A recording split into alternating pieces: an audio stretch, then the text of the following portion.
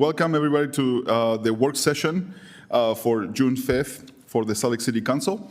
Our meetings are public, and you're welcome to join us in person or by watching from the council agenda page. You're also visiting Zoom, YouTube, or SLC TV. We hope you will continue to join us in whichever manner you feel the most comfortable. This is a work session meeting during which there is no public comment. Please join us on June 10th during our 7 p.m. formal meeting to share your comments. Yet, of course, we welcome feedback anytime. So you can send us feedback by mail at P.O. Box 145476, Salt Lake City, Utah 84114, or by email at council.comments@slc.gov. You can also call our 24-hour phone line and leave a message, 801-535-7654.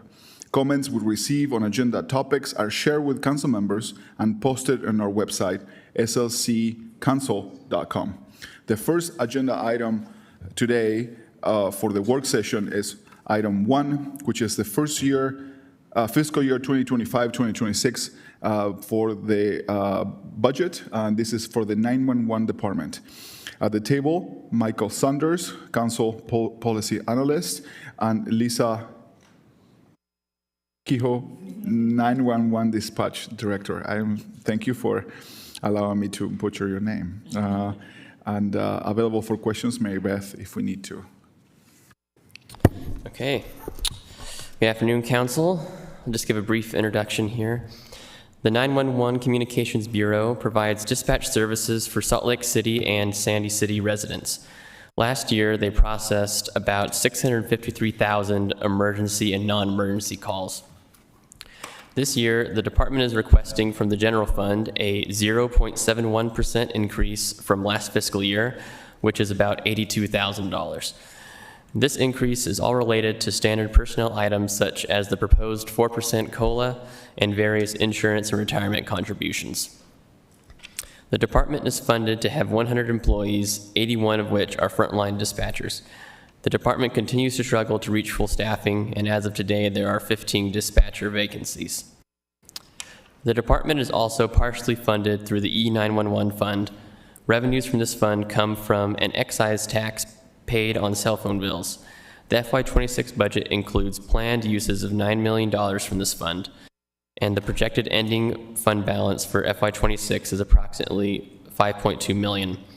The department has noted that a healthy balance for this fund is about $3 million. The department is proposing a new ongoing cost to the E911 fund in the amount of about $326,000, which is for an AI software designed to appropriately reroute non-emergency calls. Policy questions related to this budget are found on the second half of page 2 of the staff report. And that's all I have to say about that. I'll turn it over to you, Director. Thank you. Thank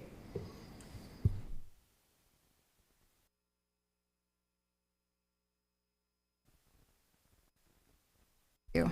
Okay, let's try this again.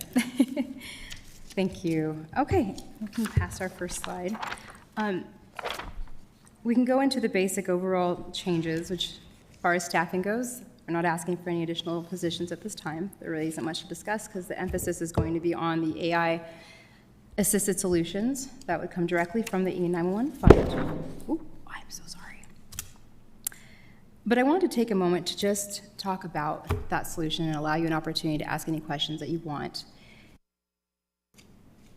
With this opportunity, out of the 650,000+ calls that we receive, a little under 200,000 of those are actually 911.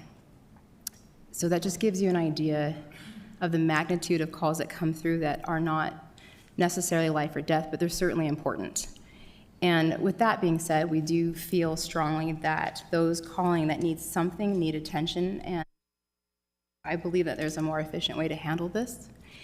When we've looked at the vendor we're looking at now, and actually even the competitors, it's pretty average to say that 30% call volume is what you would expect in a reduction. So that's quite a big percentage. So moving into the next slide with the AI solutions, it'll show you kind of a pie chart just to kind of give you a visual understanding of how much is coming through. that goes to 911 and how much is not 911.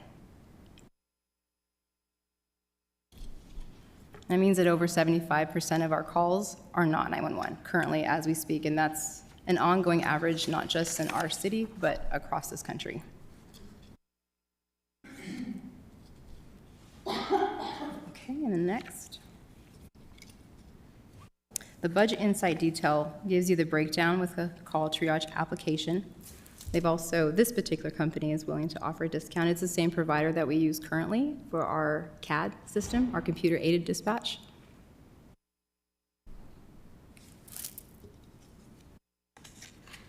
The ongoing cost would be the $325,888, and the initial is a little bit more, the $343,888. We'll move on to the next one.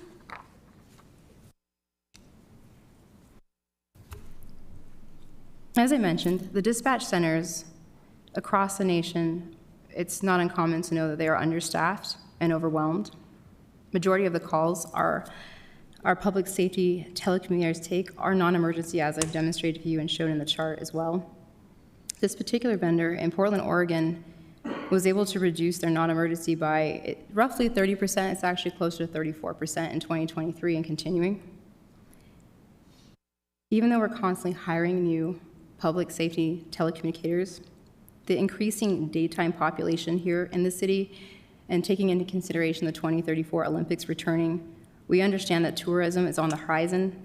Any method of reducing call volumes and keeping the lines open for 911 calls is a valuable option that we feel is important to pursue at this time. We'd rather be ahead of it than behind it as the times are moving on. One of the things that I personally found extremely beneficial, other than the obvious that it's there to help, is, as I've mentioned before, I really admire the diversity within the city, and it's continuing to grow. With that being said, it's difficult with language translation in the field and on the phones. And currently, we do use language services. It's another individual we call, but sometimes we have to wait, and that concerns us. If you're calling and you don't speak English, we have to call a translator. Though we answer the phone within that 15 seconds, we don't have the same guarantee when we call a translator. With this solution, other translation services, this also provides the opportunity for us to tag in that AI assistant to not only assist with translating the language, but transcription. So that way also we have better documentation of what transcribed in that call. Right now, unfortunately, this slide is becoming outdated already because it's moving so quickly. I listed that it was 36 languages, but it's actually more. It's getting closer to double of that can be translated automatically. I was actually able to test this myself. One of the common situations that I like to mention is we'll have an individual that's calling for help, and they're speaking a different language, and if they have a child in the house that speaks English, it's very common that they'll want to hand the phone to the child because they're much more confident speaking English.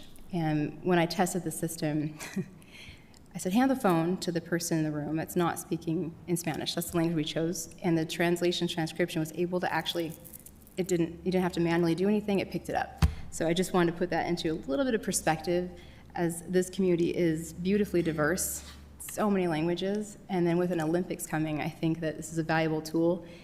And being that the slide itself is already becoming outdated, I can't imagine where it's going to be, in a year from now. But it's something to be very excited about. And then, of course, for record-keeping purposes, or if we just need to provide information of what really happened, I would feel more confident with that transcription of giving truthful information about what occurred, since I don't have a lot of languages under my belt, so it would be nice to have that opportunity. So we can move on to the next one.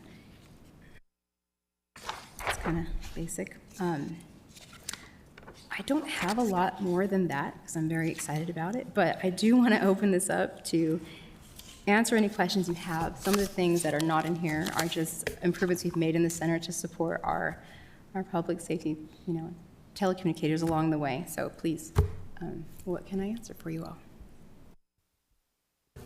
Member Petro.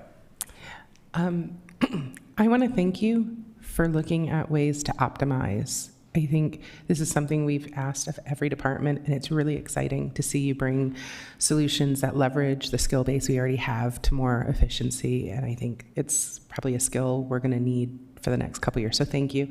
My only concern is just, I thank you and respect you for the of the budget year. It would be helpful for me to understand after budget season even what you anticipate the needs of your department being moving forward, so that as we go into budget seasons, we're armed with education we need to plan ahead and prepare. But thank you so much. Yeah, absolutely. Councilmember Dugan.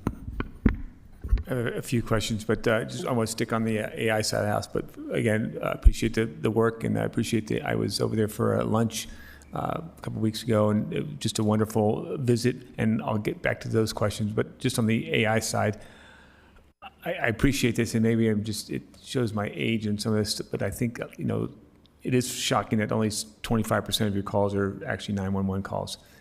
I figured it was high, or 911 calls were low, but I didn't realize it was that proportion. With the advent of using AI take calls, are other cities noticing that the feedback that it's not that touch? I mean, I think I have to feel there's some people who call just so they actually hear a voice that they, and I know that's a balance of, hey, we're not here just to, but maybe you are here there, because sometimes that can support someone's needs on that side of the house instead of a AI-generated voice by some person. Has there been feedback on that, and how does that work in with the calls that you guys take? Absolutely, and I understand, and I'm kind of, I admit I'm a little old-fashioned, so even saying AI makes me a little bit uncomfortable. But I understand that like I said, I want to get ahead of the times, and one of the things that we noticed with some of these, when we program it, we set up the time frame so that, if a person calls in, I just want to talk to a person. Right. I don't want to talk to, the AI. That's okay. Not only does it allow an opportunity to, one, ask for a human being, it will automatically give them, go right back to the old-fashioned way and go talk to a person, or if you just don't respond, we build in the delay, so maybe something happens and you drop the phone and maybe you should have called 911, the system will actually, no matter what, default get you back to a person. And as far as the implementation phase part of that goes, we also can test it first. I've got to test it, but we also don't have to make it all one and done. We can say, okay, we know exactly when our heaviest call volumes pick up, so we can say we're going to implement it during this time period. Perfect. And then we're going to take it off, and let's come back to the table. How did it go? And is it necessary 24/7, or is it just when those volumes are really hitting? We have the ability to choose operationally how that's going to be implemented, but I can confidently say I wouldn't consider it if there wasn't a fail-safe option for a person to be diverted to a human being in the event that that's just what they want or what they need, because that's who we're here to serve. Beautiful, thank you. And Mr. Chair, follow up? Go ahead. I appreciate that, and I also appreciate the conversation we had about your training, and also I think I had the conversation with the dispatch team on the new training and how you're managing the training timeline and also your retention rate, because that also helps reduce your costs. Absolutely. Can you kind of give us an update on how your new training is going, and how that's maybe possibly see some reduction in or improvement of efficiencies, I guess I would say. Oh, sure, the results of what we've done currently. Yeah. Yes, thank you for bringing that up. So originally, in our description, if you are one of our dispatchers, our public safety, it's such a long word, kind of say dispatchers, you know what I mean. If you're a dispatcher, you can train, that's it. But I think it's safe to say not everybody should or wants to train. And we decided to be a little bit pickier about that and go with the national best practice of having the certified training officers. We institute that program and designated our individuals to be set trainers, and that's who trains. And we also changed how things were happening in the classroom. So typically you come into dispatch, you spend about a little under 2 months in the classroom before you go out to the floor, and ultimately it's about a 6-month length in training. With having dedicated trainers, that creates consistency in how the training is being done, learning how to understand how people learn, and how people teach a little bit different, and documenting also equally, so it's not randomized anymore. Currently, our training is already about 6 to 8 weeks ahead of time, ahead of schedule, and not only are they being released to the dispatch floor a little bit sooner, they're not rushed. They're coming out with better tools, more confident. Even the classroom in this last one that we had, They had the trainer actually taking real calls, live calls, and instead of training calls, because he's the trainer, he can do it. And it allowed him a chance to end the call and then use that as the example to dissect. And then when they wanted to practice and try and they're ready, they can take a call with someone safely there at their side. So they were actually able to do real things inside of a safe environment to kind of help that transition to get out to the floor. So we're going to keep going. It's wonderful, and it's exciting to see it's taken some time to get there. I hope that helps a little bit explain it. And have you, with the introduction, have you seen any? Do you have any data to show that your retention is better, or do you have enough data?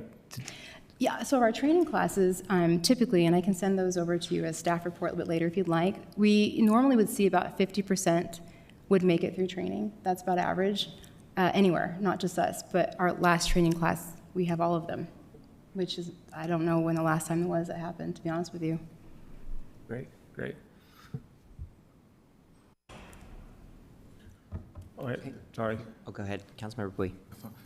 Thank you. I'm excited for your department to test these new technologies and efficiencies that they seem to have a proven track record of success in other jurisdictions, and also leading in the state on using these technologies.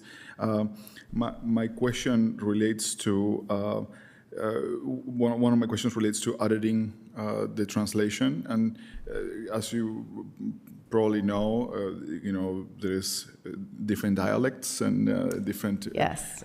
ways of saying the same thing in multiple ways. And are there tools to every so often audit, how a translation was made? Did the machine learn this term for that it could mean this, and add it to the vocabulary used to refer to a certain word? And some words could mean different things in different places. And would the machine, give context to the person reading or listening about the different range of meanings? I'm curious about how we can meet that. Absolutely. And these biases and this also voice and knowledge are true for people, right? Very, Because, yes. So it makes sense that are also true for a machine doing the work. But that would be my first question. Certainly, and I'm glad that you asked that. That was actually one of the things that I was the most excited about, so I'm glad that you mentioned it so I wouldn't forget. But you're right. Even now, when an individual calls in, it's always an assumption that it's Spanish. It might be Portuguese, might be something else, and there's just enough of a difference that it creates another language barrier. The SMART system actually, we've been looking at, it does detect dialects and regions, which is fabulous. So what we're doing, and we're working closely with IMS as well, we're pretty much holding hands for this entire process to make sure we find the right one. There are several. We're just kind of being picky right now, and this is where it comes out to. But yes, it does detect dialect. I know the original baseline for the languages was pulling from Microsoft, but that has grown exponentially. And if a language comes across that is not typically used, then we submit it if it's not available.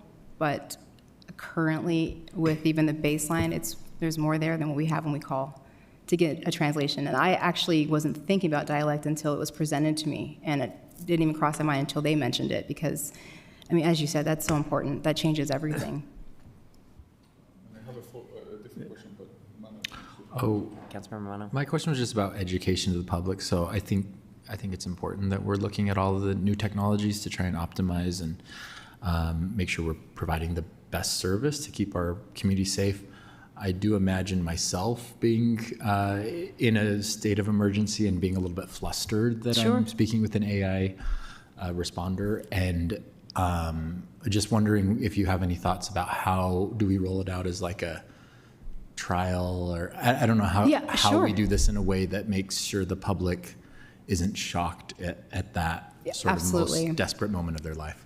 Some of the things that I would like to do when this gets a little bit closer to coming into fruition, I would like to make an announcement, and I would like to have a test group. I would actually invite all of you to come into our testing facility. I think it'd be great to let everyone try it out in the test environment, because it works the same in production without releasing any information that's confidential. And and just kind of getting the word out and letting folks know how it operates. But I do also want to emphasize that it's not, as far as 911 goes, it's not being attached as the person they would speak to, only on the non-emergency. As far as someone getting really flustered, and if it's, on a non-emergency, it might detect that and then bump you to one of us on 911. So if it's detecting those elevated stress and it's just not getting a lot of information, it will automatically default going to a human being as well. There's a lot of safeguards to ensure that even the tiniest bit of doubt, we don't want someone just sitting on the phone and not getting help. Nice. Councilmember Pui, and then Councilmember Dugan. Thank you. I think obviously educating the public but it seems like the data suggests that there is an incredible amount of efficiency while when you're a caller, you don't really pay attention to the data. You just want to get through it as fast as you can. You want, to convey your information or share the information that you need to get assistance. So it makes sense. Now, I remember that we used to have a tool to text 911, and I wonder how this can or doesn't work with AI, and if it doesn't, are there stages where this could be implemented for the texting tool? Yes, so currently we have the text 911 and the translation is not attached. With these vendors, there are options to include that as well. I don't have all the details yet. I'll probably rely on IMS to answer that, but I do know that it's possible and I've seen it, which is great to have that transcription also attached to the text as well. Not a conflict, but definitely a possible add-on. Okay. And texting, and I will be curious to see if people are actually, everybody knows 911 to call, but texting is also an option, and people could use that as a way of communicating with emergency services. And I would like to know, maybe in a future opportunity, maybe an email, how many texts we get, just to get an idea. And maybe that's an education piece that could help also your department. If more people maybe share, the need for 911 through text instead of calling. That's a great idea. I'd be happy to share the numbers with you as well and put a piece out there just to remind folks that that's always an option. Councilmember Dugan. Thank you. And I'm just, Michael had a great policy question, and it goes back to the first responders, because we've had this discussion before, first responder designation. And I actually apologize. I actually thought we had that already, but I guess we don't. And so can you give us the status of that and how we can help? Yes, actually, we're still actively working with the city and the mayor's office on the best way to approach it to make those. So right now, we're looking at what it would take on every level financially, how it would impact all of their benefits. So it's in progress. Okay, so it's still in progress. Okay, great. Keep us appraised on that one. Absolutely. Appreciate that. And my last question is on the, back to the discussion with the alternative response. We have a lot of alternative response teams out there, and you guys handle amazing workload and ability to know who to call, who to get. How's that working? Is there a better way to coordinate all that, or can you kind of walk us through the Sure. Since we don't dispatch for a lot of the alternative response, we currently will connect them through the phone. So a lot of times, if that's AI can actually assist with that as well. Instead of having 1 to 10 people answering, it's like we just hired 100 employees that can help get that there a little bit faster. So it's actually turning out to be a decent process. It would just make it a little bit more efficient, a little bit quicker, which would be great. Appreciate the work, and thanks for the time. I just had one question about staffing, and is our ability to staff our department, how does that compare to other cities? So currently, we are at the national average as we speak. We are sitting right at the average. We're actually slightly above it.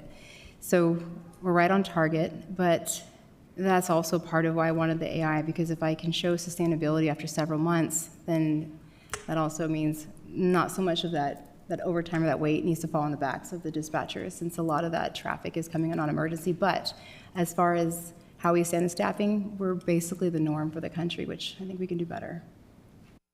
Okay, thank you. You're welcome. Okay, if there are no more questions for 911 communications, then thank you so much. Thank you so much for having me here today. Okay. We'll go now to agenda item number 2, which is new legislative intents and interim study items. And so leading us on this, we have Allison Rowland from council staff. And take it away. Thank you, Mr. Chair. I decided I wanted to share my screen because it would make it easier to edit on the fly. I just have to figure out how to finish doing it because I'm like 3/4 of the way there. Here we go. Scott's on it.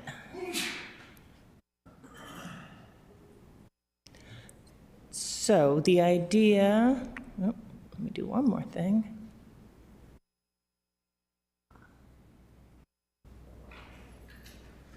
Sorry, I know there's nothing worse than watching someone else fumble through a, That's okay. oh, there it is, where it says share. Got it. Okay, we good now? Now we are, okay. So, sorry about that. So, as you might guess from the name, this is the time to consider some of the new, or rather, all of the new legislative intents that the council has been considering. So, some of these may be new to some of you, but some council member or group of council members has suggested each of them. And there may be some opportunity, depending on how time goes, to get some feedback from members of the administration about some of these if necessary, but we do typically have the follow-up conversation in 3-4 months so that there's more time to talk with members of the administration about how they're able to work with these legislative intents. So, Mr. Chair, if it's okay with you, I can just start rolling through. Maybe we start at, that's not really visible, is it? There we go. Court system budget and workload evaluation. I should mention too, so there are some yellow spots in here where I found errors when I was looking at it this morning. So I just marked those so that we don't have to waste time correcting any other errors, or rather these errors. So maybe you just let me know if you want to change. So council members, this is the wordsmithing time. I know it's awkward to wordsmith as a group, but these words are words that you will eventually adopt. So please let us know if you have any edits.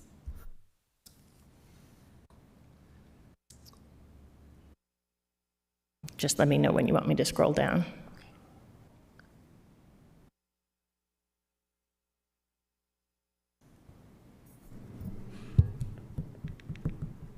Mr. Chair, Yes. on item A, wondering if we want to put a specific date in that, and when we want to hold ourselves accountable to actually getting back to the conversation about the justice court, the overall court system and workload there over the next year, over the coming year, just feels a little bit like it's giving us too much flexibility when it does feel like the issue is a bit more urgent. So I wonder if we want to say within the next 6 months.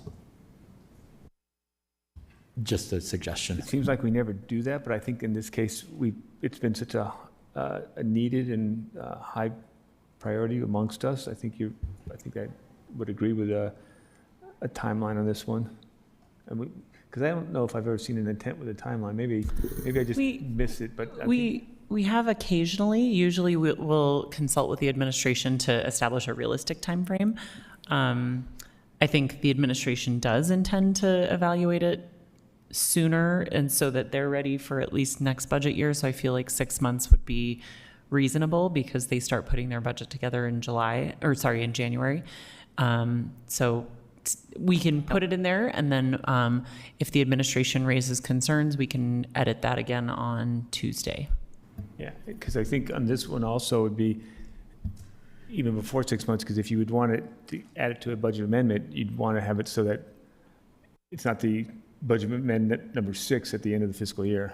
Yeah, it seemed like what Councilmember Young was saying yesterday when we were having our Tuesday, was that once we figure out what money's coming in, put it to fund balance, we can start having that conversation. If the new growth isn't as great to solve the problem, then maybe we wait till the first tranche of sales tax data or something comes in and we have a little bit better idea of how the year is going to go. But I personally would want to consider this as part of a potential budget amendment, not just wait till the next fiscal.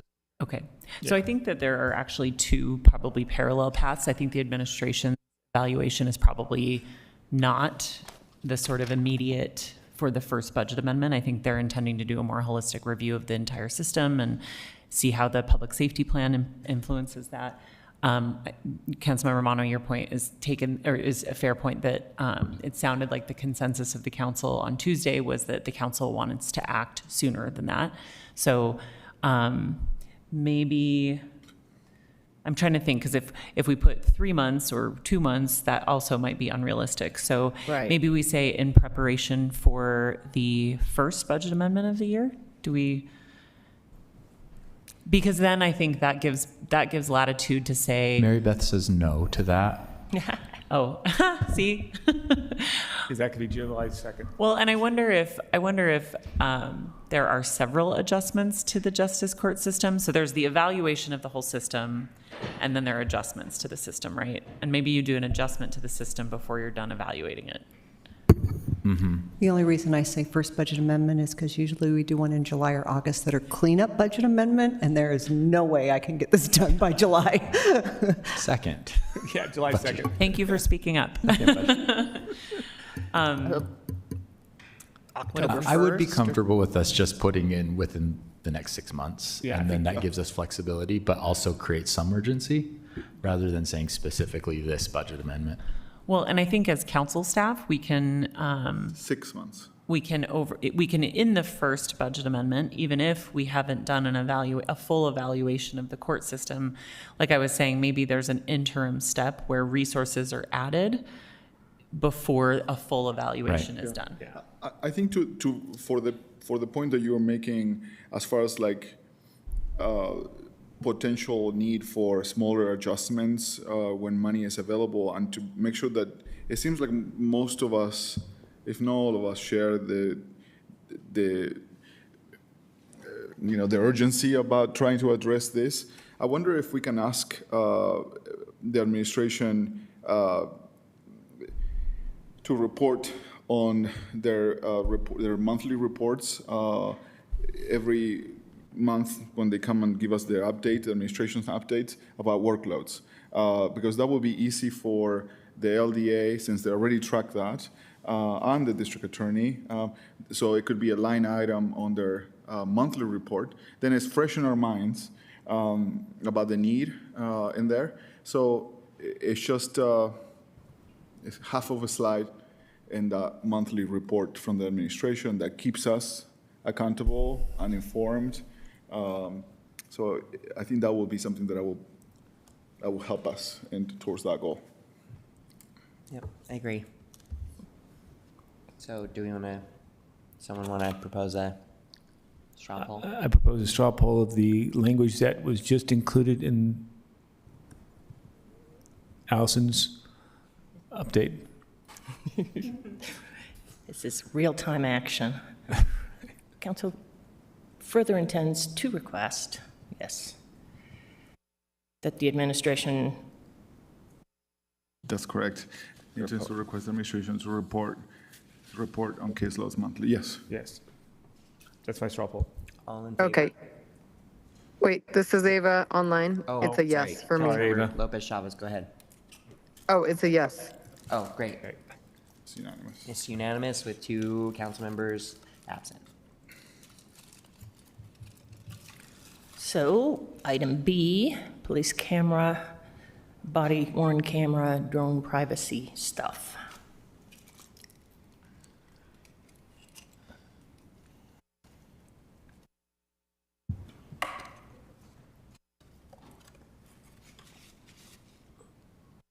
I was okay with the language. I propose this. I propose this, and that. Yes, that accomplishes what I wanted to Yeah, and I think best standards in some place, what are the, legal standards and, yeah, but in general, that summarizes the objectives I wanted to accomplish. So, Maybe something like this. best practices, yes. Yeah, I wasn't sure that guardrails is what that actually means, so, I would like it to mention, like, included in policy discussions, other concerns about, privacy, accountability, transparency, and, like civil rights or Civil rights, something. civil right considerations. civil rights protection. Yeah. Yeah. And then can we get like an annual report on that? Like, it can be written, but just, this is how that's going annually.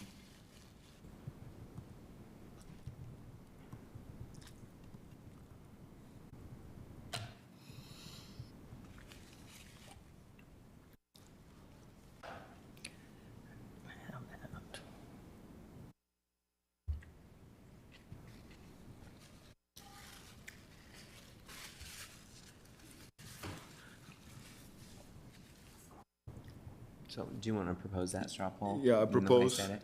Yes, I propose that we support the straw poll as it's written right now, live written right now on police camera, body worn camera, and drone privacy, as it's written right there. Okay. Ava, you okay with that? Yes, I was just reading it through to see if there's any other language I wanted to add, but I think that's great. So we're requesting just one annual report, is that right? That's what I proposed. Okay. I'd love, would you be open to a friendly amendment? Yeah. It's more just reiterating, this is probably not necessary, but I wanted to reiterate, I see some of the operations, like the Jordan River Trail operations, as something that we might want to see a little bit more precisely. So that was the only thing I was thinking of, is I'd love to understand how the drone policy might interact with those operations versus citywide efforts. So maybe like as needed, but not less than once a year. Oh, I see what you mean. What about if this will capture what I understand that it was said related to, maybe we can request some small group meetings. Yeah, that through works. the year, Mhm. because I'm also very curious about how we implementing and if we are addressing the thing before the year. Yeah, You okay. know, maybe just keeping us somehow informed. I like that. I'd be curious to see how these interact with these operations that we're working on independently from our citywide public safety plan. Okay, so maybe and provide an update through small group meetings and or through an annual report to the council. I started down another Oh, path. Let me see if this will work. The council further requests an annual report written if needed on this information, as well as small group meetings. right.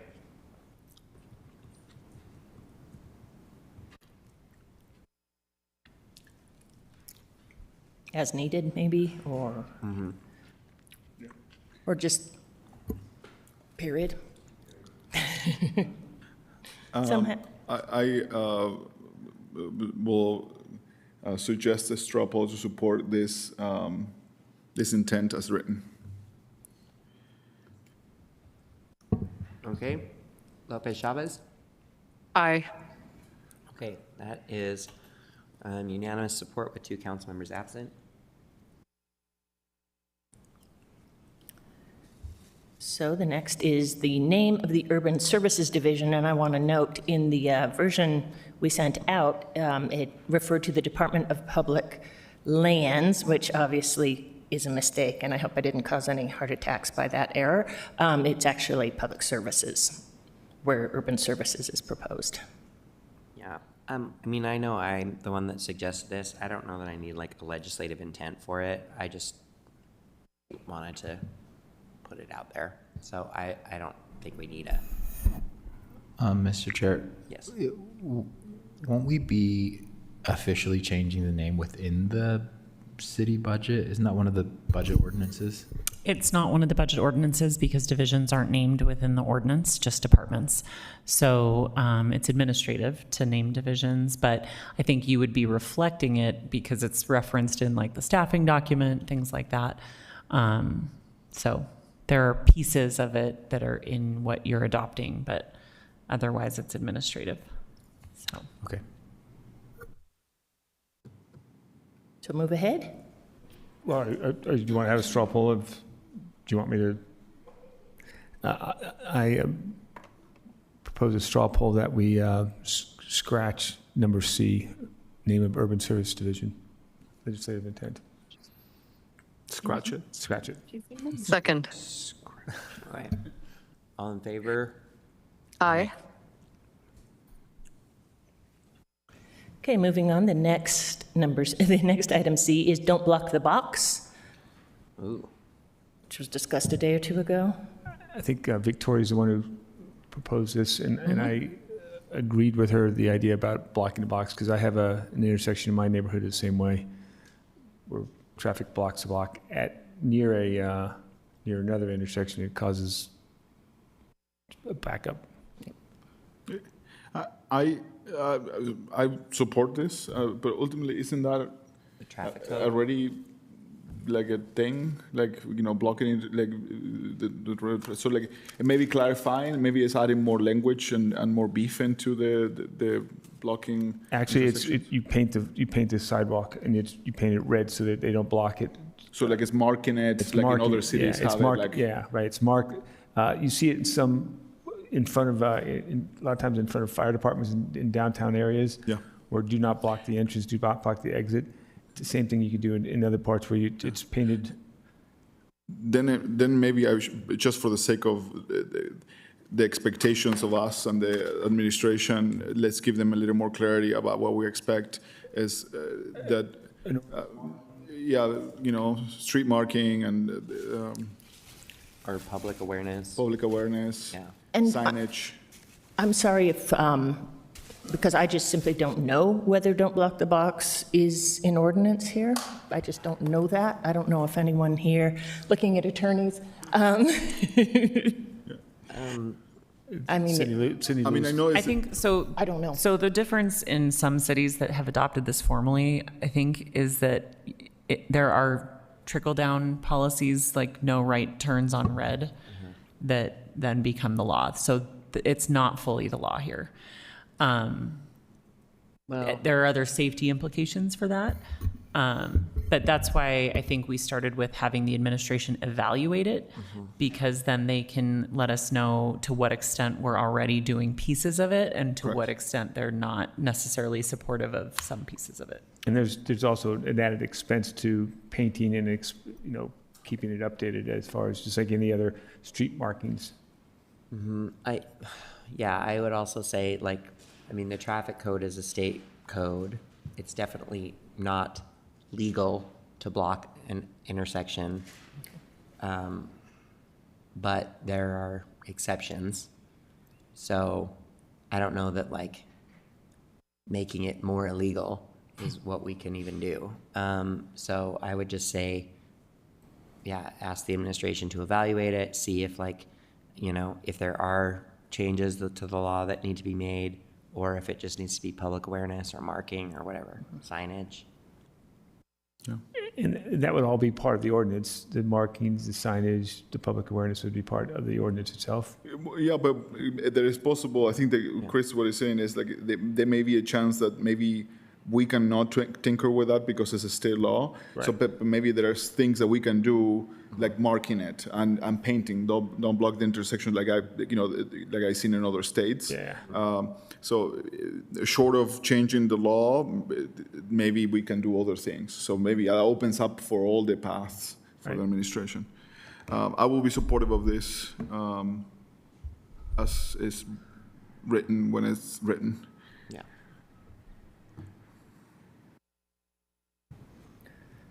Something like that? Yes. Yes. Okay. Okay. Yes, let's support the new C.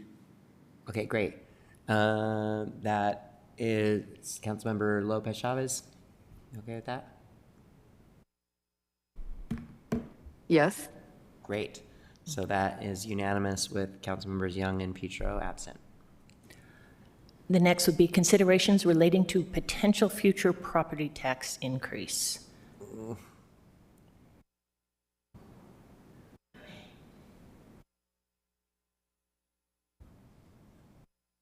Okay, it shrunk. Do you can make it a little? Oh, sorry. No, Yeah, I sorry, was trying to it's- make all three visible. It's that it's work? not your Mr. Chair? problem. It's my eyes are flawed. Yes, Councilmember Lopez Chavez.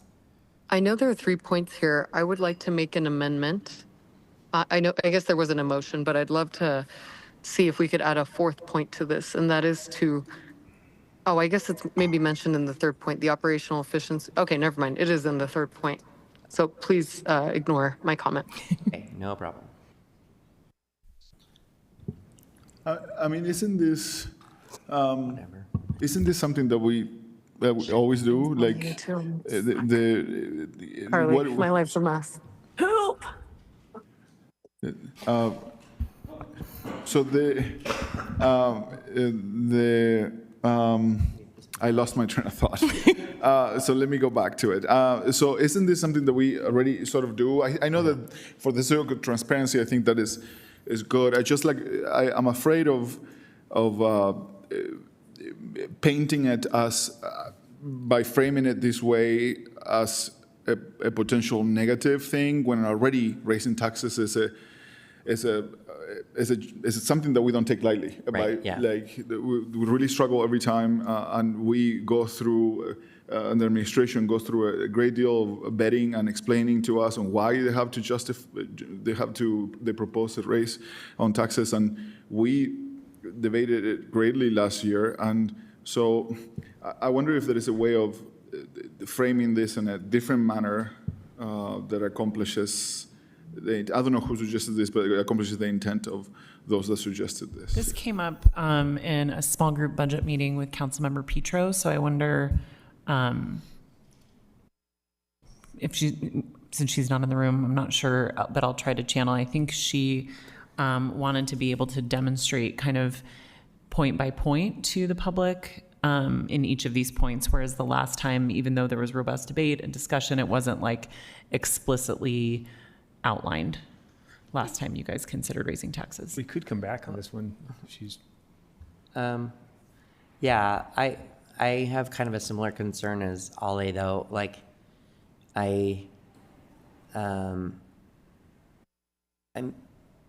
there's nothing like the mayor's task by law is to, propose a budget, and if that includes a tax increase, I'm sure set forth the reasons. And it's also, we can choose to message that if we choose to go forward with the tax increase, however we want to, as a council, as individual councils or as a group. So like there could be lots of other reasons that we're not contemplating right now. I just don't know I don't know what is having this do written down get us that we don't have before. I think there was a feeling in that small group meeting expressed that there wasn't delineated clear answers to each of those, even though we eventually got to some answers. It was more of like a kind of everything was grouped together and there were sort of conclusions that could have been made from that, but it wasn't presented as part of the administration's information. But again, this I'm channeling what Councilmember Petro said in that small group meeting. I think I feel similarly to what everything has been said today, but I would like to hear from Councilmember Petro why she asked for this, because I imagine she'll frame it in some way that that could sort of enlighten me as to what the goal is. So yeah. maybe I propose that we table it until, table it Yeah, until. thanks, Darren. I was going to say, let's give Councilmember Petro the opportunity to speak to this later. Yeah, good idea.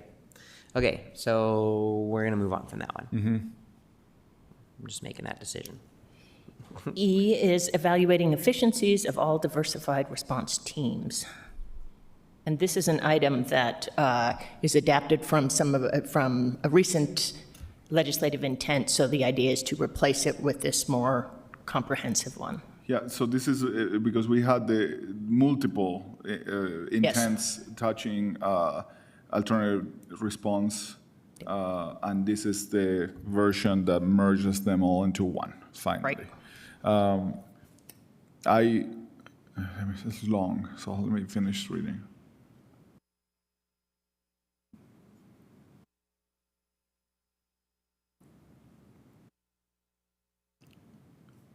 I will support this.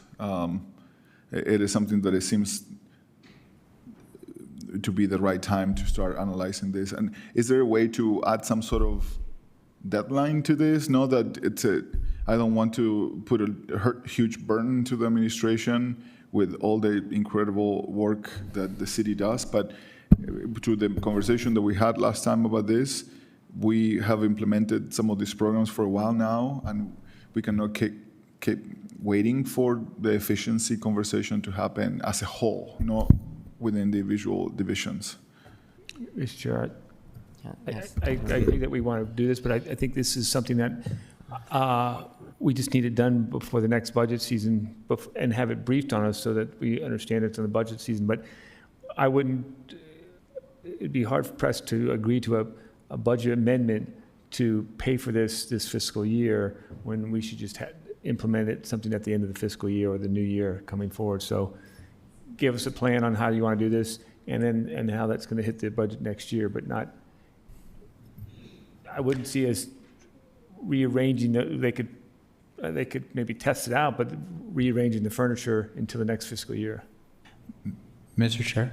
Yes, I agree with that in terms of timing. I wonder if we might consider changing the legislative intent to something that is a little bit more specific, such as it is not the intent of the council to fund the alternative response systems the exact same way next year without metrics as to why something like that, like not necessarily what we want the administration to come back with, but that we don't intend to just continue refunding at the same level without metrics as to whether or not they were successful or housed in the right departments. So that sort of naturally gives us the timeline of if we're going to get to the budget adoption, we need to have those metrics, a few months ahead of time. But that just makes it clear that this is the last year we're just going to reappropriate money for this things that we don't necessarily know if they're working or not. Open to suggestions on whether that's realistic. Or I guess the only thing that worries me about that is based on a meeting we had yesterday with the administration. I don't know that metrics are, for all of them, are achievable. And maybe metrics is the wrong word. I know there are some council members that feel really strongly about metrics. I think for me, it would be more just conversation and discussion about it. We're working with the administration to plan a briefing in the summer on all of the different diversified response models. And it's at that briefing that they'll kind of go into detail with you guys about the barriers they have for some of the teams to getting clear what I think any normal person would consider metrics. So I wonder, I'm kind of torn because I wonder if it belongs as a legislative intent or if we just rely on that briefing for you guys to indicate after that briefing if you're willing to fund for the following budget year. Well, can I ask a question? Jen, doesn't that bind future councils too if we're saying it's the intent that we're not going to vote a certain way? It's not binding. Right, but okay, doesn't it imply that we have some like decision-making power over the next budget? Yeah. Yeah. Well, yeah, I guess we can change that piece ultimately, if we want to be fair about, what we could or could not do. But ultimately, I think like what we're trying to convey is that we feel very strongly that we need to have Right. this conversation Yes. and that we really want to have Serious this time. the serious time with a deadline, and that the conversation on metrics. That's why, sorry for interrupting, Councilman you're- Romano and Chris, because I felt like that to me was like, oh wait, I didn't know that, right? Like that there's some of these tasks that and work that they do may be hard to boil down to a standardized metric. To me, there are so many different pieces to this, and they're all doing, I don't doubt, good work, but I need to be able to, measure which tool is doing better or doing how they are measuring success themselves. So even if it's quantitative, or not, there has to be something that we need to compare and contrast. And I would like to leave it as an intent with the caveat that Chris made, that maybe removing the concept that we may not fund it in the future, but maybe to add some other language that says that this is we're serious this time about having this conversation. Yeah, we want to have it, and we really, really, really, Yeah, for really mean it. realsies. For realsies. Would it make sense to mention that something like, is it intent of the council to hold a briefing in the next year or whatever, in which the administration provides metrics, Yeah, or I think we could put in there too that the council may consider a contingent appropriation. At a future budget? Yeah. Right? No? The only reason I ask is we would need to adopt a contingent appropriation on Tuesday. And the problem with contingent appropriations is the money is held until the contingency is met. I know. And because it funds staffing, it doesn't really work on this topic. Okay, then ignore that suggestion. Let's go back to the one before I started talking. Control Z, it works. Yeah.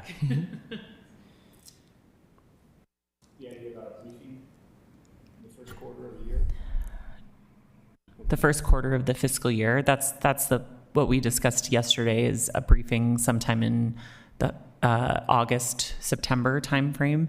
And what we actually discussed yesterday was actually a series of briefings, recognizing that the first briefing could be more of like an orientation. Maybe the first briefing could identify questions to deep dive in the second briefing, and then a third briefing could kind of wrap up all of it to inform the next year's budget. I think I will love that. I think the expectation is not that the administration comes up with all the solutions, the metrics, and I mean, that seems overwhelming as it is, but maybe we can start having that conversation. So if the administration is open to that, I think that is really what we want to. And if we hold a briefing, they're going to have to come to the meeting, and then hopefully we get to the place that we want to be. So maybe the briefing within the first quarter, the first briefing. The first briefing, yeah. Maybe say first quarter of the fiscal year. Yeah, that's what I mean, first quarter of the fiscal year. Okay. Is there so straw poll is that correct? As soon as, yes. Okay. My straw poll is that we moved it to approve item E, evaluating the efficiencies of all diversified response teams as written. Okay. All in favor? And Councilmember Lopez Chavez. Okay, she might be gone. So that's 4 with 3 council members absent.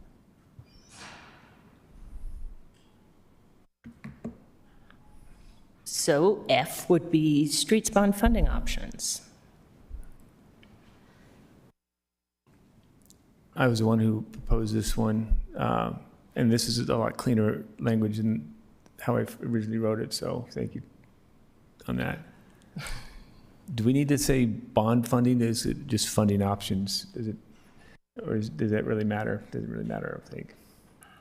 It's possible, now that the state has clarified the transportation utility fee, I guess in one way I could see that facilitating a bond, but maybe having the word bond is limiting. So Because I'm also looking at not just the big ticket street options, but also on the engineering side, but also the street side. Because our street funding comes out of more of the general fund, but I guess it's also bonded too. So maybe just funding options. All right. And question for, if we were to have to put a bond to the vote, when do we need to have that language completed? GO bonds need to be voted on by the public in a November timeframe. I believe based on the last timeline, it needs to be approved by the council sometime in August. But I think that there's a limitation because there's not a citywide election this year. There's only district-based elections. And so I don't know if it would even be for this year, this calendar year, but next calendar year, by August of next calendar year. Is there a citywide election next year? I guess state elections are next year. My brain is very slowly turning. There is state elections, because that would be the state, no. 2026. When are the elections? We could look into that with the administration. Because my intent there is just to make sure that we don't kick this can past the point where we can actually put a bond out on the ballot if we so choose or so need to.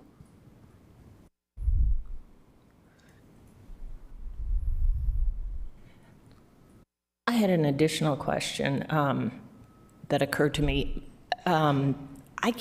So I know there's the National Highway Safety Administration, but they do highways. Are you aware, Councilmember, of a national standard for city streets? I just remember the last report that we got from the transportation or the streets team. They mentioned a national I can check with them. average number. Yeah, it's not a safety thing, it's a condition evaluation. Right. That is like a standardized condition report. Yeah. Great. So I guess the options that would return this out in time to, we just need to have the funding options in time to place on a ballot if necessary. I was going to say, there are other bond options that do not need to go to the voters. Right, so if necessary. So recommended funding options, and if necessary, or in time to place on a ballot if necessary. And thanks to Google, there is a Utah State Senate election in 2026. That's next year. So that means the whole city will be voting next year. So that would work.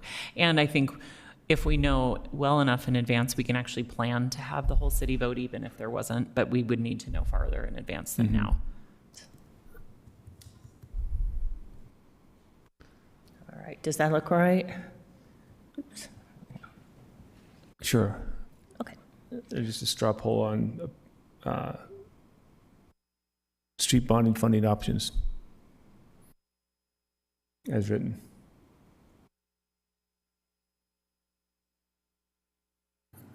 Yes. Councilmember Mono? Okay. That's 4 with 3 council members absent. I don't know if that's a subordinate clause or what, but I think it reads better. I just moved the in time for the ballot up. I don't think it makes any big change. So the next would be CIP set aside for community-led projects. This is another one I submitted.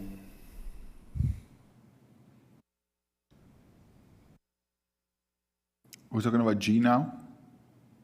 Excuse me? What item are we talking about? G. G.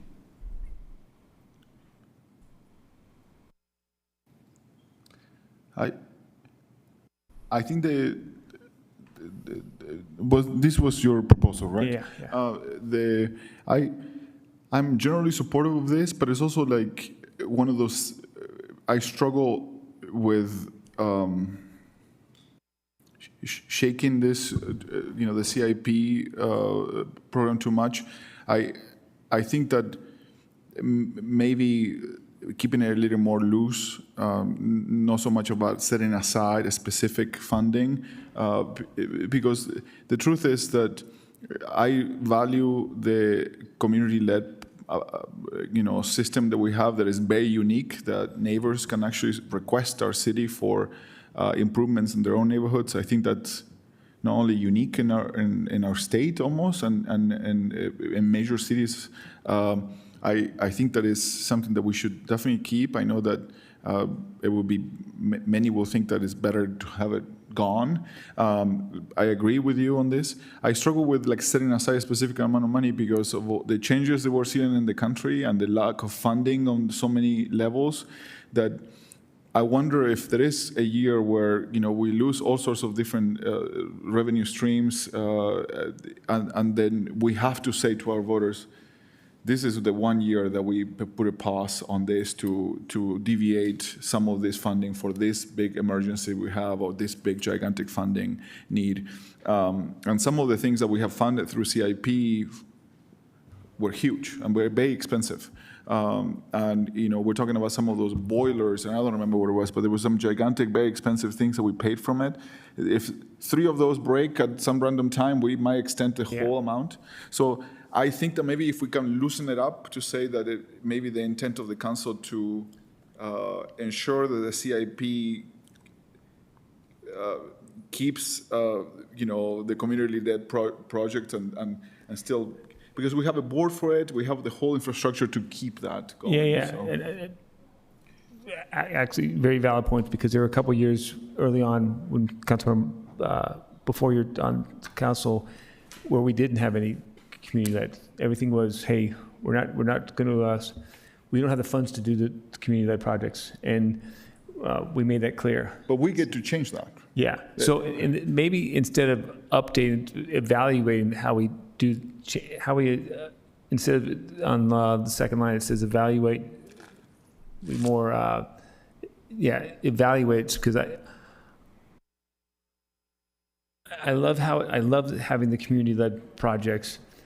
But, and again, the evaluation is probably a better word, because I'm not sure how often, because I don't track it, how often and how many of the community-led programs are approved, not approved. I know we've looked at There are several each year. Every year there are, and sometimes, and maybe this is, if we just evaluate, this is being blown out of proportion, and it really isn't an issue. I mean, since I've been on the council, shorter than you, there has been a CIP neighbor application funded every time, multiple actually, and yet it might not have been the majority of the funding, but I think that we're in the same bandwidth. Like I support it. I think that it's a program that we should continue to fund, but short of big emergencies, I prefer to have the ability. Yeah. Ultimately, we can change all of these things. Right? So maybe just the evaluation is what I'm really looking for. Show me, and does that require an intent? I could also ask that question. I think it's important for the administration, if it's the intent of the council to continue funding citizen-led projects or having them be considered for funding, I think it's important to communicate that to the administration as they're making their plans. Okay, so changing the word from update just to evaluate, I think, is back to what Ali was kind of proposing. Councilmember Mono? I'm supportive of this. I was on, I think it was our first year on the council, Councilmember Dugan, that there were no community initiated projects funded, and but I'm just wondering logistically, like can we create a separate CIP fund? Like that would be just an accounting system thing that we do. And we say there within the budget book, we now have 2 line items for CIP, one being community and one. I think the practical issue with that is just the amount that would have to be would probably be pretty high if you wanted to be equitable among all 7 districts. We were actually kind of brainstorming that as staff, and if an average CIP project is like $300,000 and you wanted to have one in each district, that's over $1 million, and so over $2 million actually, and so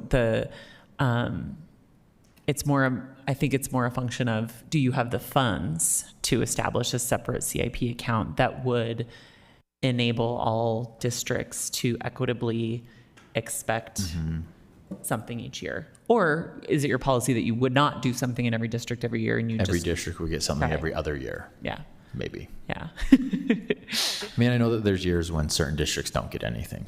Right. We have had that happen. Oh, yeah. Right. Often, right? And then the council member will come the next year and say, okay, pick a year off. This year I would like this thing funded. So I know that that happens.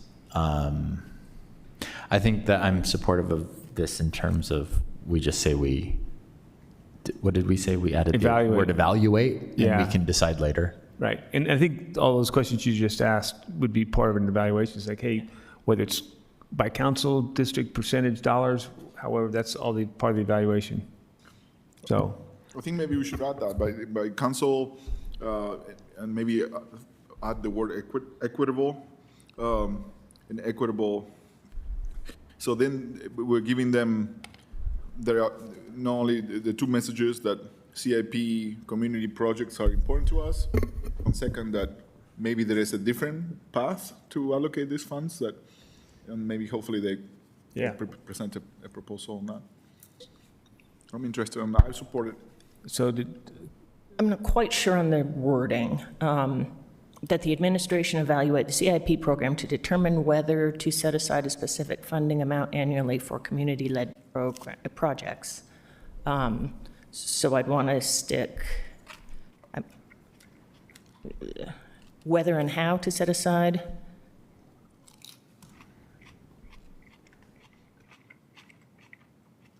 right,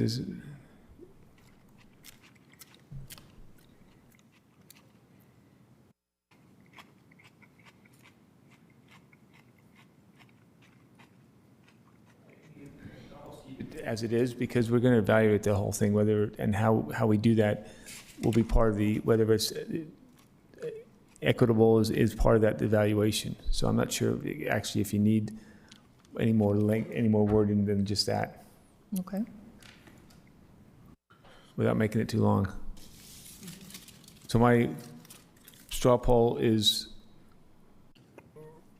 item Sorry, it's G. B, as written, There you go. the CIP set aside for community-led projects. Okay. That is unanimous with 3 council members absent. Next, item H is My SLC. The council discussed, sorry, I don't need to read this aloud. You can all read it yourselves.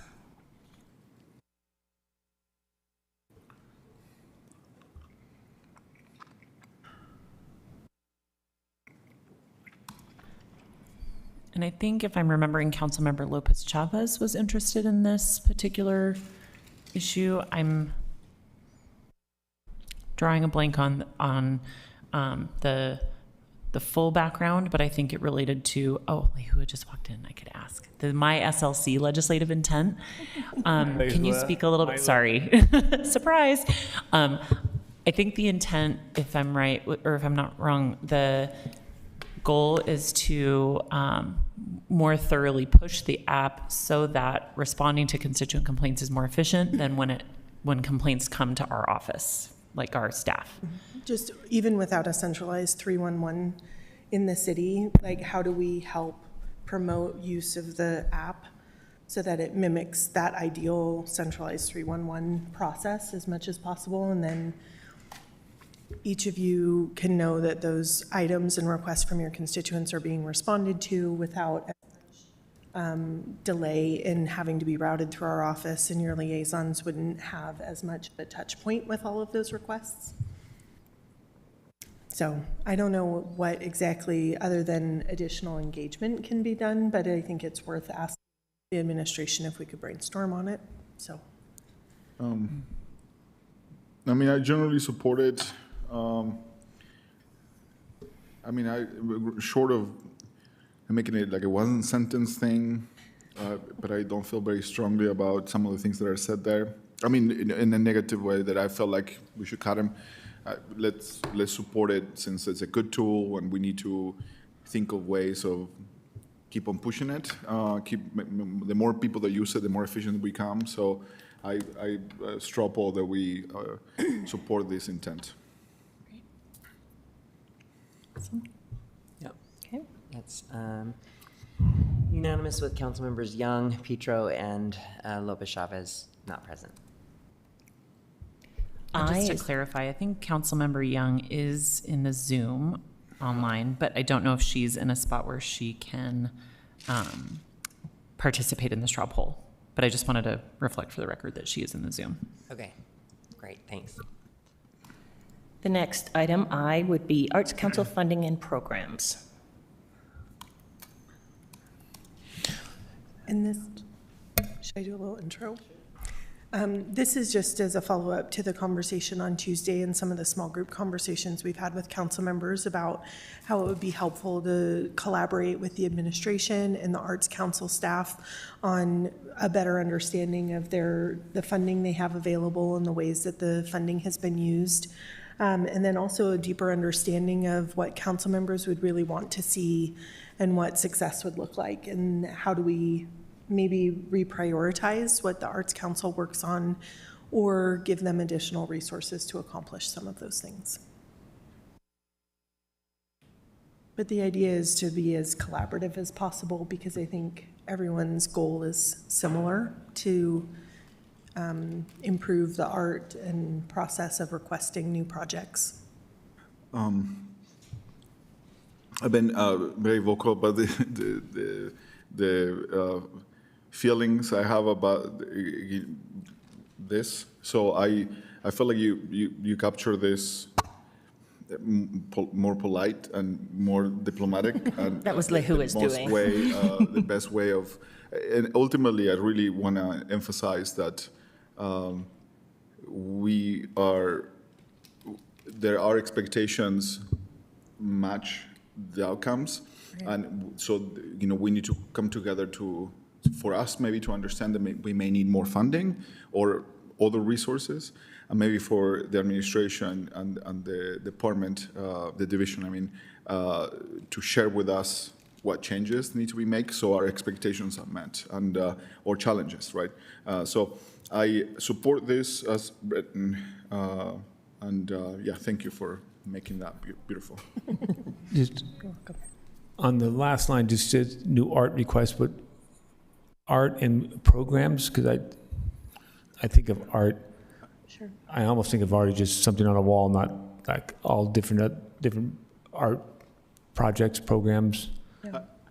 I will probably, if you want to add that, we'll be welcome to that. But actually, the issue I personally have is that there is so much of the Arts Council that is divided towards the programming and the amazing festivals that we organize and concerts that may not necessarily be the amount of art pieces that we hope to see.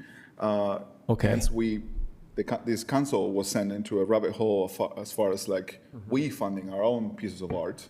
It took a little bit of our time and stress. So I would prefer to keep it out of program, because that seems to be already happening and successfully happening.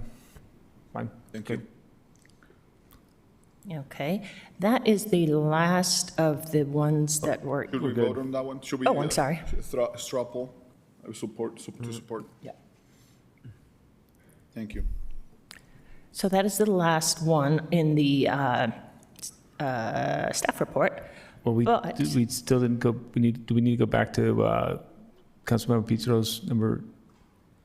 Before we do that, Councilmember Pui emailed us a new legislative intent while we were talking. So way to multitask. And so I don't know, Councilmember Pui, if you want to introduce it, and if the council wants to discuss it. Yeah, I mentioned this a couple of times, and I mentioned it as a potential intent multiple times, and I feel like,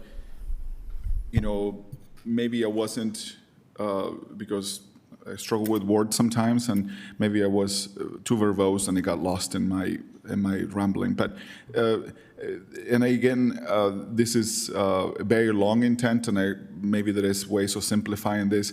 But ultimately, the goal is to study things and services the city provides that they are potentially done by community partners or NGOs outside, and that might be duplications of their work, and try to find out if we are the right place for those things to happen or not, and just trying to get to the bottom of some of the programs that we have in the city. Just a simple study related to that, because it seems to come back multiple times when we are talking about the budget, and I would like to see if we could support this thought.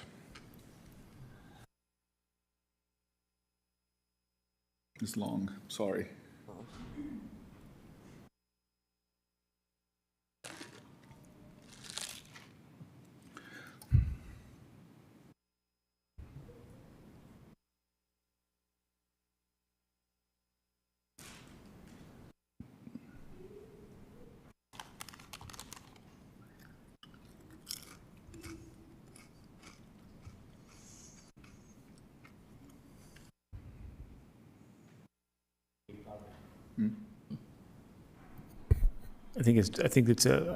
I would agree with that. It's just a big. It's a big task. Big Maybe task. we can like simplify it if you're okay. Maybe like we do a first step instead of taking the full yard. Yeah, there might be I'm not sure if I would put that in the intent, but that could be part of the process here.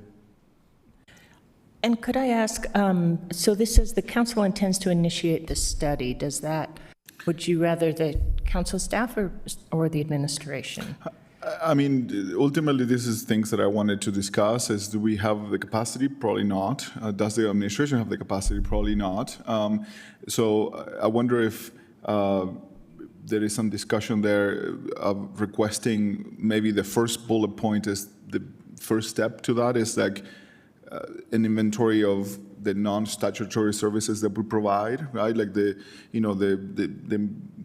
food grants and the amazing things that we do as a city, and just try to put them all together by department, and just so they live in one place. So then we can have maybe the next conversation is, well, this organization is doing the same thing.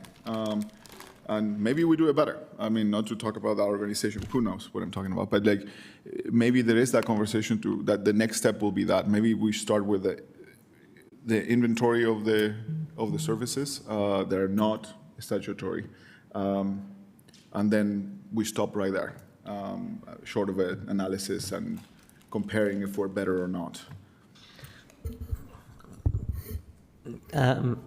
So I think I agree with the principle. I guess I'm worried that like if it's all non-statutory services, like to me that could be like really expansive.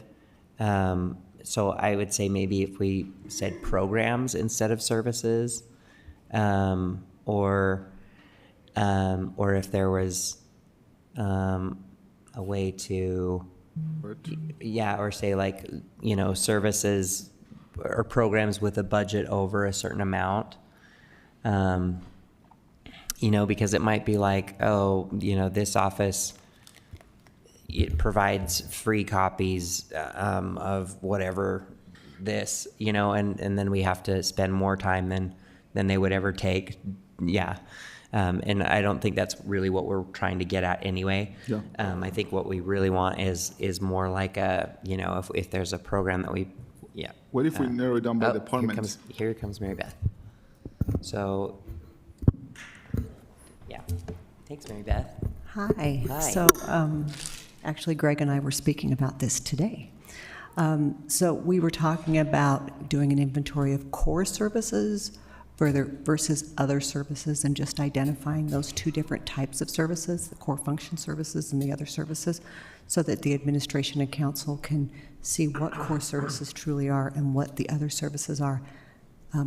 what the budgetary impact is or actual impact is of those services so that everybody can make a decision on what types of services they are. So Greg and I actually, he's working on that. Well, he started working on it today. So if that helps you all, help with this legislative intent. Yeah. That would be, oh, sorry. No. That, I think that would help. And I would also ask that we do like when it says community impact, I think we should probably stick to like what the budget impact is. And then I think it's kind of up to us to determine what the community impact is. You know what I mean? Like through as the representatives to say like, we're putting in this much budget.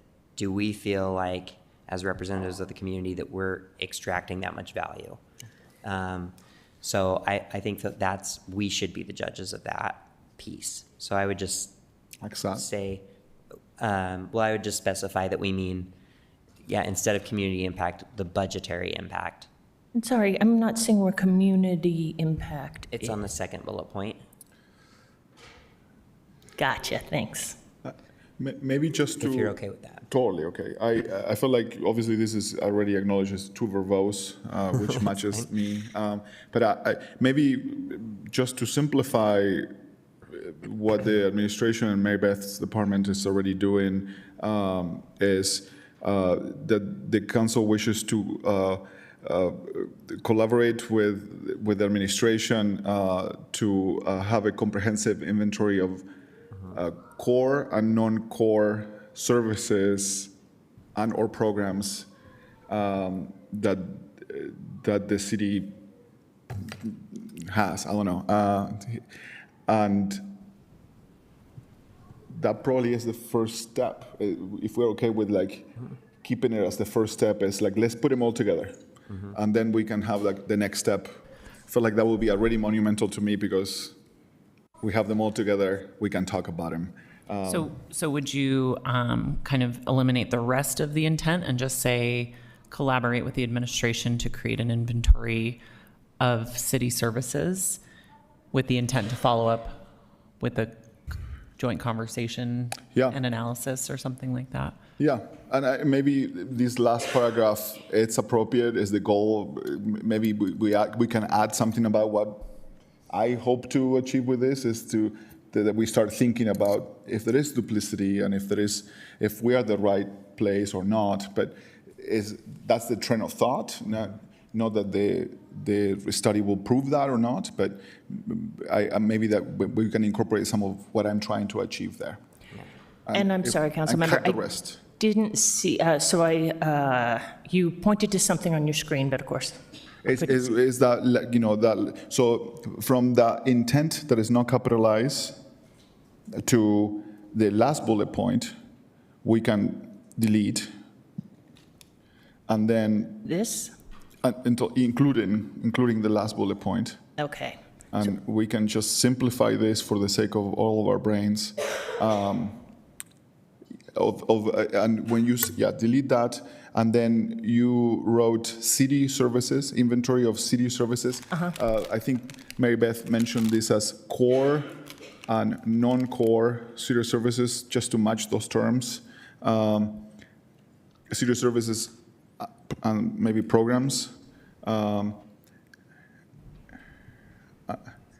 And then we can delete all of those, that part that The intends the down intent to to the last bottom bullet of the point. list? Yeah, we delete that. Yes. Didn't want to do it until I was sure you Yes, yes. wanted to And delete if you it. give me the mouse, I can. Yeah, and then the last sentence can go away too, and then it sort of summarizes this first step. Is how do we feel about that?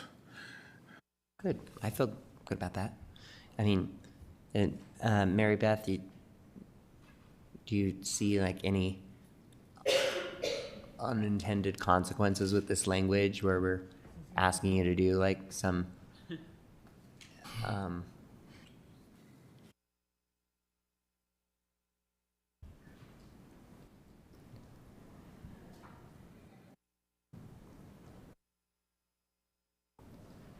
Maybe we delete that NGO implementation, evaluation of non-statutory services or Punto, report. right? Yeah.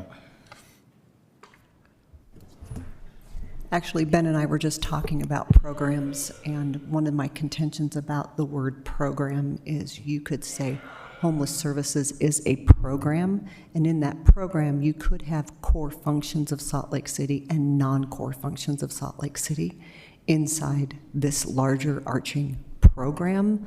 So we've got to be really careful about how we define that program, what that program is, if you're going to include programs and not just services at a service level. Okay, well, I suggested programs just because I thought services might like be too encompassing. So if you think programs is problematic, let's take it out.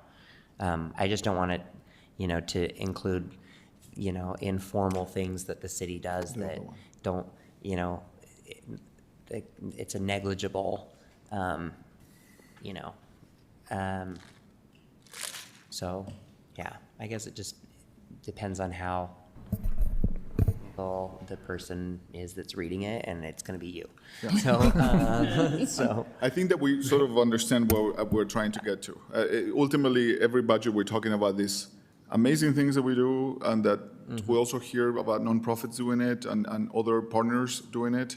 Ultimately, many times the question is, are we the right people to do that? Should we send the money away to those organizations to support them to be, or should we just keep the program or service? And ultimately, I would like us to have that conversation. As you're talking through this, I'm okay, leave programs in there. I think that this will be good for everybody to identify the great work that Salt Lake City is doing in its entirety. Whether you or the administration make the decision whether it goes to an NGO or keep it, at least you can highlight the great work that all of you are doing within Salt Lake City, be it a core function or not a core function. So leave as is with services and programs? Yes. Okay. I will straw poll that we support the random last-minute addition to this. all right, that's unanimous with Thank you. council members Lopez Chavez, Petro, and Young, and not present, or maybe Young is present. No, she is not. Okay, great. And then, Mr. Chair, did you want to go back to item D, which I believe was Councilmember Petro's suggestion? I would not, because I don't think she's here yet. Oh, sorry, I thought you mentioned her name. No, what?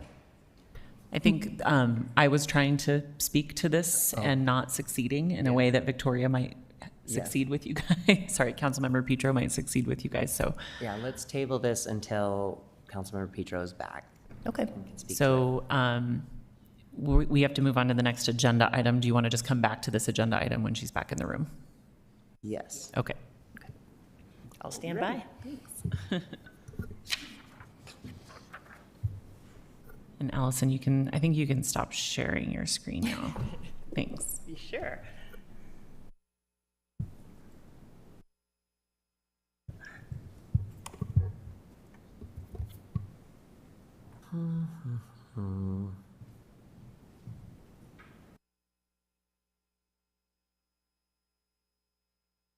Okay. Oh, sorry, it's me. I just like, yeah, it's me. I'm ready. Okay. We're at agenda item number 3, which is the fiscal year 2025-26 budget for the Sustainability Department and Refuse Fund. And we've got Austin Kimmel from council staff. We also have Debbie Lyons, Sustainability Director, Sophia Nichols, Sustainability Deputy Director, and Chris Bell, Waste and Recycling Director. Welcome. Thanks for being here. Yeah. Yeah. Are we last? I think you guys are in terms of departments. Yeah. So, yeah. Not last week, sorry. Yeah. Yes, there's still plenty more discussions to be had, but department-wise, yes. Mr. Chair? Yes. Before we start, could I do a time check? Yes. We are, according to the plan, which, I may be part of the reason why we are delayed. Yes. We are 45 minutes behind. Yes, we are. Thank you. So, yes, thank you. All right. Okay, great. I'll start things off real quick. Just here to announce that Sustainability is here to present its proposed FY 25-26 budget. Sustainability's proposed budget is $29,357,333. That's a nearly 13 or $3.3 million increase from the FY 25 budget. Sustainability, as you know, is made up of two divisions. The first is waste and recycling. They provide weekly curbside recycling, yard waste, and garbage collection. Those services are paid for by user fees paid by residents. The waste and recycling division accounts for over 90% of the department's overall budget. Waste and recycling proposes a 10% increase to its waste and recycling service fees, and this increase is informed by the department's multi-year strategy to stabilize and align fees and fee increases with inflation. The second division, Environment and Energy, leads Salt Lake City's efforts to conserve resources, reduce pollution, and improve air quality. The division receives its funding from annual landfill dividends, from fund balance, which is built up from previous larger one-time transfers from the landfill, and from transfers from the city's general fund budget.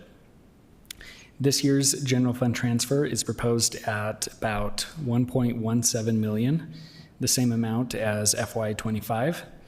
The general fund portion amounts to about 43% of this division's budget. And for several years, the Environment and Energy division has relied on its fund balance, which was built up from over larger one-time dividends from the landfill. However, reliance on that fund balance is not expected to continue, meaning the amount needed from the city's general fund is expected to increase in future fiscal years. The department has 65 full-time employees and does not propose increasing its count. And more details about its staffing can be found on page 7 of the staff report. Page 2 of the staff report includes information about an updated Title II ordinance, which is intended to outline the department's core functions and focus areas. That ordinance is also included as an attachment to this report. Lastly, policy questions can be found on page 2 and 3 of the report, and we've reserved some time at the end for questions and discussion. And with that, I will turn it over to Debbie and her team. Okay, thank you. Thank you, Austin. He's been awesome to work with on the staff report and has gotten up to speed on our budget very quickly, so I want to thank Austin. And thank you for the opportunity to present our fiscal year 26 budget. I have Chris Bell, our Waste and Recycling Division Director, and Sophia Nicholas, our Deputy Director of the department. We have just about 8 slides, so like I said, it should be pretty short. Next slide. This is our org chart. As Austin mentioned, we have 2 divisions, E&E, or Environment and Energy, and the Waste and Recycling. The Environment and Energy Division funds 7 employees and 3 part-time employees and a few seasonal interns over the summer months. They develop long-term strategies to reduce environmental pollution in the community from our own city operations and externally in our community. And that includes greenhouse gas pollution that leads to climate change and also air quality. They work on air quality. We also support departments in incorporating environmental best practices and assisting with complex environmental remediation projects. And we manage food equity programs and air quality programs that directly serve Salt Lake City residents. And finally, they also support and advise businesses on sustainable business practices. The E&E division has a fairly flat structure, with Sophia managing all the day-to-day work of that division, and she also serves as the point of contact for all communications and engagement, in addition to serving in her role as the deputy director. And then the Waste and Recycling division is the larger division with 58 employees, and we hire seasonal employees as needed to fill in during busy times. And they handle all of the operations to collect and manage the waste from our 43,000 residential customers, in addition to servicing city facilities and special events. Next slide. Our department is one enterprise fund, which means it's not part of the general fund. We budget for revenues in addition to expenses for each division. Each division has a cash fund, and the difference between the revenue and expenses flows through that cash fund. Overall, we're proposing an expense budget of $29.3 million, which is nearly 13% higher than last year. And we'll go over that in more detail with the insights and key changes. But briefly, the increase is due to inflationary costs, including personal services, fleet replacement, and then we have a billing system upgrade that we're helping to fund with public utilities. We are not proposing any changes to any of our services or any new positions. Next slide. This is just an illustration of our expense budget by division. As Austin mentioned, waste and recycling comprises about 90% of that budget, and then E&E is 10% at about $2.7 million. Next slide. So these are our department insights and key changes. The policy items in the mayor's recommended budget have been condensed into this table. There's a lot more detail in the budget book about each of these insights. But briefly, our revenue insight, we're proposing an increase in the fees for waste and recycling customers, which Chris will talk about. Our other revenue changes included in that number are related to financing for capital equipment and vehicle sales. And that line item is about $2.8 million. On the expense side, our personal services are budgeted according to the citywide cost of living and benefit changes, and that increase department-wide is at just under $500,000. Third, there's some miscellaneous inflationary charges. That includes interdepartmental billings from IMS and administration. Fuel and fleet maintenance and other contractual increases are also included in that number. They're lumped together in this presentation, but like I said, there's a lot more detail in the budget book. That increase is about $640,000 from fiscal year 25. Number 4, our fleet purchases are being budgeted according to our replacement schedule, 6-year replacement cycle, and that includes fleet that we purchase with cash. We also finance some fleet, and it includes ongoing lease payments. Number 5, our PUBS billing system, public utilities bills for all of our services, and they are upgrading their billing system, so this is our contribution to that cost to upgrade that system. And then finally, we go line by line in our budgets, and we try and find places that we can save. So these are just some miscellaneous operational savings that we found opportunity to reduce our budget by $140,000. And then next slide, and I will turn it over to Sophia. All right, thank you. Thanks for your time and consideration today. So as Debbie mentioned, the Energy and Environment Division is part of the Enterprise Fund, but we track expenses and revenues separately for each division. We're not proposing any changes to programs or services compared to fiscal year 25 adopted budget. You can see from this graph, it shows the overall trend we've seen in the E&E Division Fund over the last several fiscal years. You'll note that the blue line is our revenue and the gray line is expense. The operating expense budget proposed for fiscal year 26, including personal services, is about $2.7 million for E&E. As many of you might know, we've been fortunate over 15 years to be funded with a few significant infusions of revenue into our fund from the landfill that we've been spending down over quite a while. We don't expect any more significant one-time infusions, but there is a consistent annual revenue stream of about $480,000 that comes from the landfill tipping fees, which we receive because we're part owner of the landfill. And that continues to help fund our sustainability efforts. The general fund has contributed just about $1.2 million to the fund for the past several years, and our gap is covered between revenue and expenses covered by our cash fund. We project our end of year balance of that cash fund to be $856,000. We are still on track to propose fully transitioning the E&E division to the general fund in fiscal year 27, which we've talked about in several previous budget discussions, and it's how many cities do fund air quality, energy, and climate work. we've been able to put it off for as long as we possibly could, but we do look forward to having those conversations with you in the coming months. Next slide.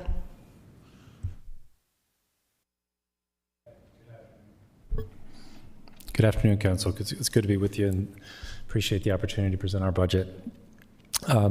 This slide is our 5-year forward-looking view graph that we've been using the last few years to show progress toward the multi-year plan that was referenced earlier in the staff report, moving toward more CPI-aligned annual rate increases. After keeping fees flat from fiscal 15 through fiscal 21, we began this catch-up process in fiscal 22 with your support. Thankfully, we believe we're at least over the hill on that, as we expect only needing to propose higher increases this fiscal year and next. Given that our fiscal 26 proposed operating expense budget is $26.7 million, including personal services, which is about a 15% increase from our fiscal 25 adopted budget, we're requesting another 10% increase in fees this year. Should you approve this increase, we're projecting revenue to still be about $23.8 million, or about $3 million under expenses. So we continue to draw on fund balance to cover expenses as much as possible. As the green line there indicates, we project our year-end cash balance to be just under $1.9 million, or about 10% of our operating expense budget. Our target really, as depicted by the yellow line, is 18%. The reason for this target level is resilience. 18% equates to about 2 months of our operating expenses, which is really our responsible amount on hand to fund uninterrupted essential operations in the face of a disaster or other unforeseen circumstances that would prevent flow of revenue.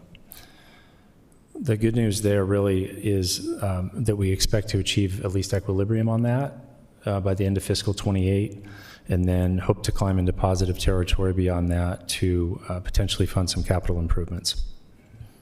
Next slide.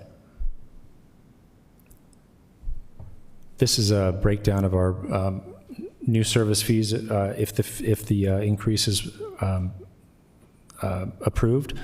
So our rate is a flat monthly fee that includes all weekly curbside services, as well as call-to-haul bulk waste, and also supports glass drop-off locations throughout the city. Again, 3 can sizes available. The rates are variable based on that choice of garbage can size. Most of our residents are still on a 90-gallon service, so if they stay with that size, they're going to would see an impact of $332 a month or $39.84 annually.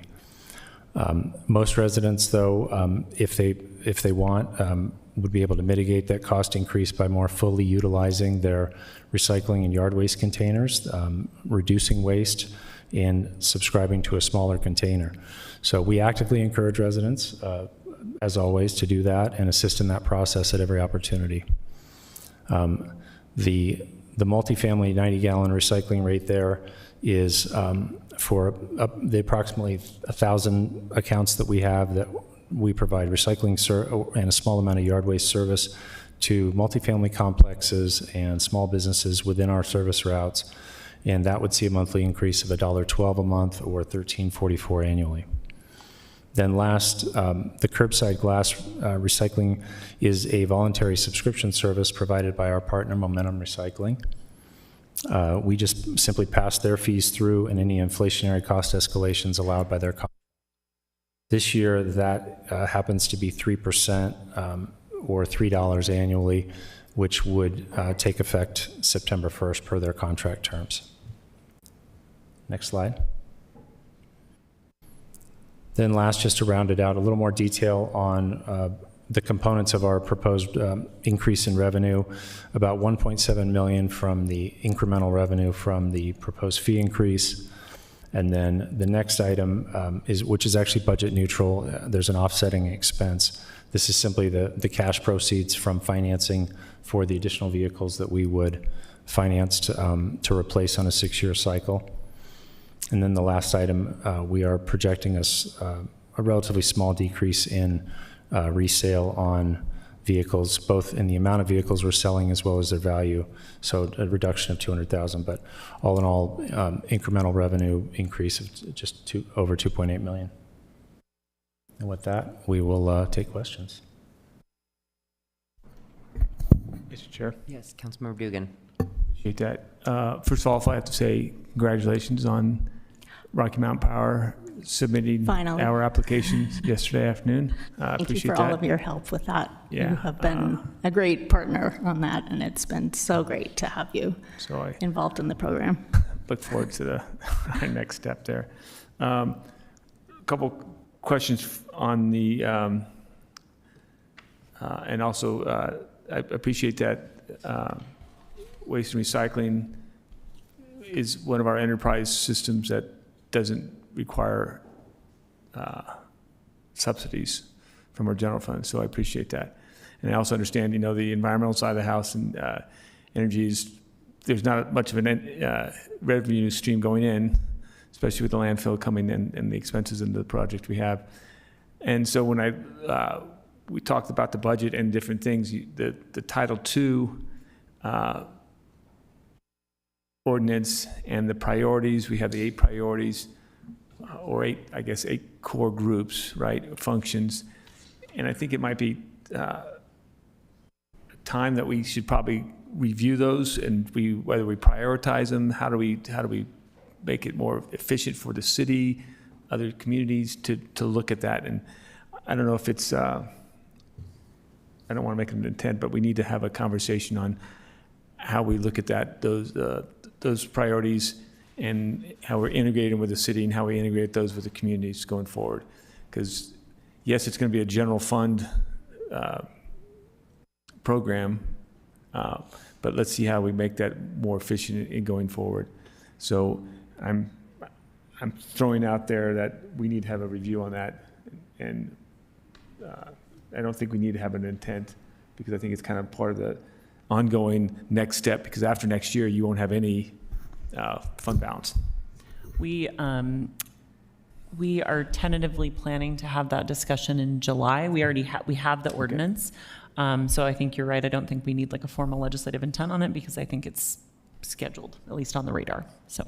Okay, great. A couple other things, questions. EPA, grants. The EPA, that's a 3-letter word in somebody's vocabulary. Or I should say that's a 4-letter word in somebody's category.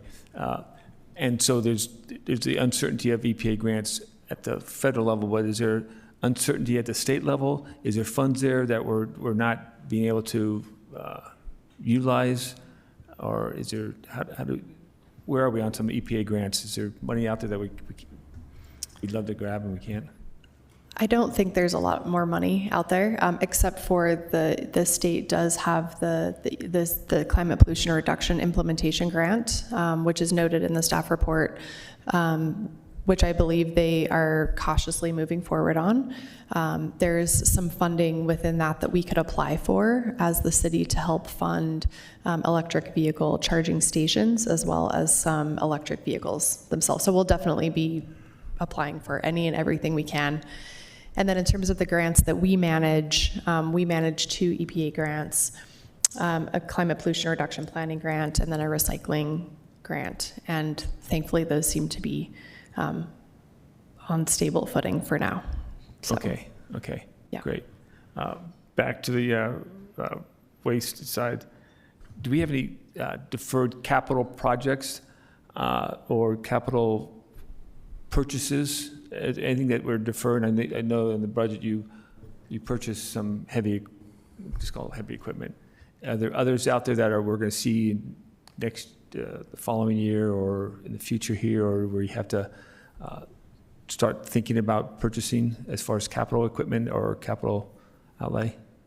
Yeah, I'm glad you asked that question, because we are looking at our capital, a capital improvement list for the future. We have not done capital improvement planning, budget planning separate from our operational budget, but we're looking at that because we do see, we're bursting at the seams at the facility where they are.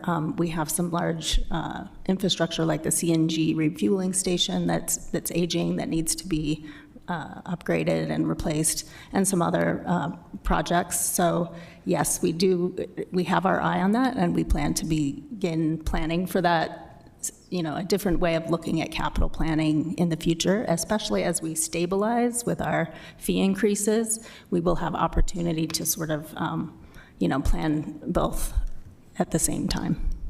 Mr. Chair, Yeah, one more. and nothing else, Dugan. but nothing, just to be clear on the equipment side, we're not deferring anything. Okay, great, So great. Debbie had the more infrastructure side, and I just wanted to be clear, because it sounded like you were also touching on equipment as well, and we're not deferring anything there. Okay, great, wonderful. And then the last thing, you talked about the rate increase this year, and I appreciate that you're trying to get, your goal and your project are projected to get to 18% for the fund balance by the end of 28. Are you seeing rate increases necessary in the outgoing years in this is 26 and 27 or 28? Because I think that a lot of times, if we can tell the public, hey, you're going to have a 3% increase over the next 10 years, instead of saying, we're going to get you an increase, but we're not going to sure, and then, next year it's going to be, 50%, like, ooh. Yeah. So do you have a projected rate increase over the next couple of years? And it'd be nice to be able to let people know that ahead of time, so they're like, okay, I can see that coming. Yeah, thankfully, I think we're over the hill since we've started this in 22. The best information today we have is, and I appreciate the question, we think we would probably be asking for about the same amount next year as we are right now, about 10%, maybe 12 tops. But then into fiscal 28, back to a more CPI aligned, or at least as CPI behaves today, 3%-ish from 28 on. Does that answer that? Yes. It's one thing to just letting the public know that, hey, we will see an increase in 27, 28 of this amount, this magnitude, just so people see that, so they're not caught off guard. I think that's all my questions. Okay. No, thanks everybody for your work. Thank you. Councilmember Puy? Yeah, so thank you. I would like to get questions related to the impact, the rate changes, and the feedback from the community, and would love to share that with us as far as like what you hear from the community. Obviously, we heard a lot from our side, and one of those things mentioned on the policy questions on the council staff report talks about the public utilities and doing studies more periodically, so we are not making these jumps. And if we're making jumps that are not, there's little teeny jumps versus bigger jumps that have a greater impact. So I would love to get answers to those questions, and how to answer those now. But ultimately, also one of the questions in there talks about Title II, and working through all of that. And I would like to have some update on from your side about Title II, and how far are we on getting that squared away? Yeah, with Title II, as Jen mentioned, we worked with the Attorney's Office, and they transmitted that Title II ordinance language. And so we're looking forward to the discussion in July about the functions in that ordinance. Yeah, and it took a little while to get here, but I'm excited that we finally have something in writing that we can actually start working on. Certainly there is, for the record, and for me at least, obviously I cannot talk about as a body, but how we fund in the future it will be connected to Title II and how we divide this. And that's for me, in some ways we sort of, we're doing all this work, great work, but ultimately without the legal framework that we should have, and I'm excited that we're actually now putting the right tool in there to square away, so we're all on the same page. So I'm excited to get that taken care of, and in the future maybe there is some policy considerations that might shift some of the budget. So I'm looking forward to that discussion. It's probably for next year, but I'm excited to that. So if you can provide to the council staff some answers to some of the staff questions on the internal document that is shared, that will be great. Great. We'll follow up with Austin and make sure that we get the answers that you would like. Thank you. Other questions for sustainability? Okay, yeah, mine was about the equipment, so thanks. All right. Appreciate you answering that. Yeah, thank you. Okay. Okay, council members, that brings us to agenda item number 4, which is a break. So we are not as behind as we were a minute ago. But let's just do a 10-minute break. So if we can come back at 3:20 so we can make our way through the last budget items.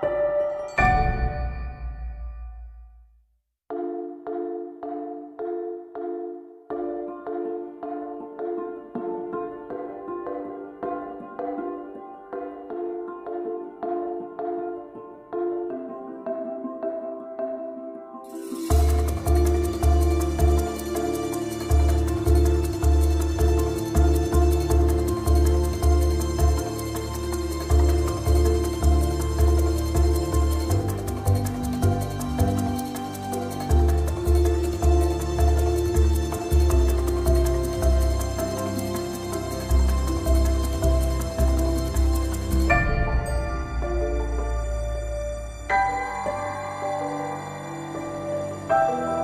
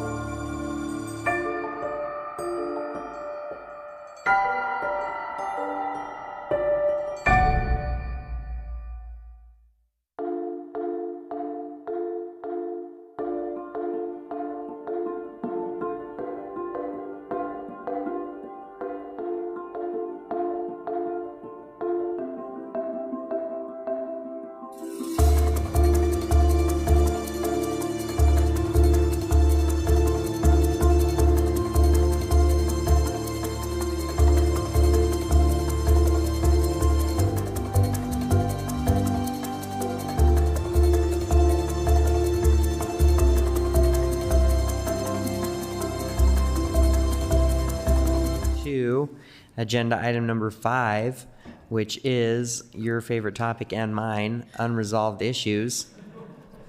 And at the table, this table, we have Jennifer Bruno. Thank you, Mr. Chair. I think maybe before we dig into unresolved issues, would it be okay if we went to the legislative intent that we tabled on property taxes? Yes, and I consider that Property an tax unresolved increase? issue. Yes, So, yes.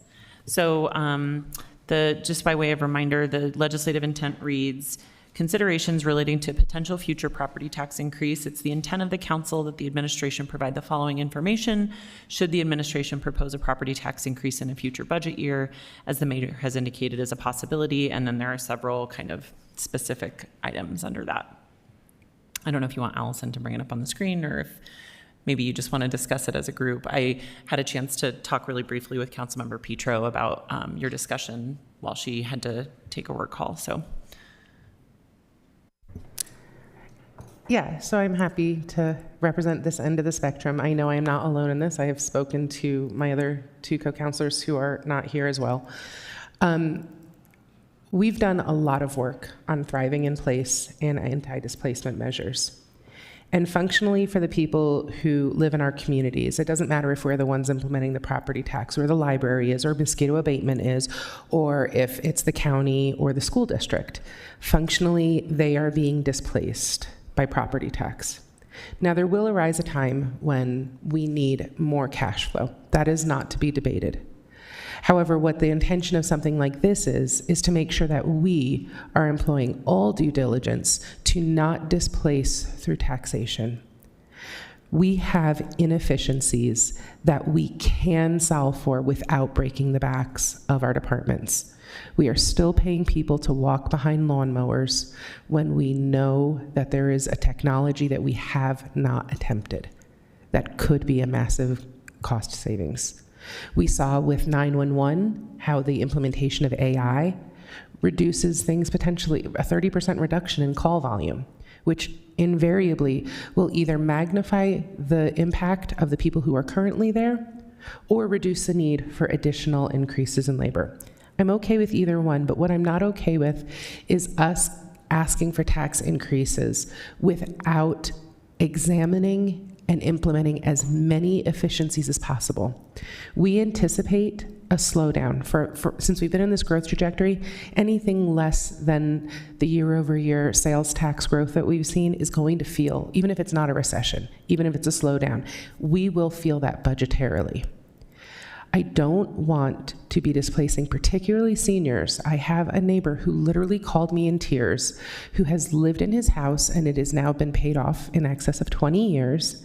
It is a humble Rose Park, little, built in 1952 house.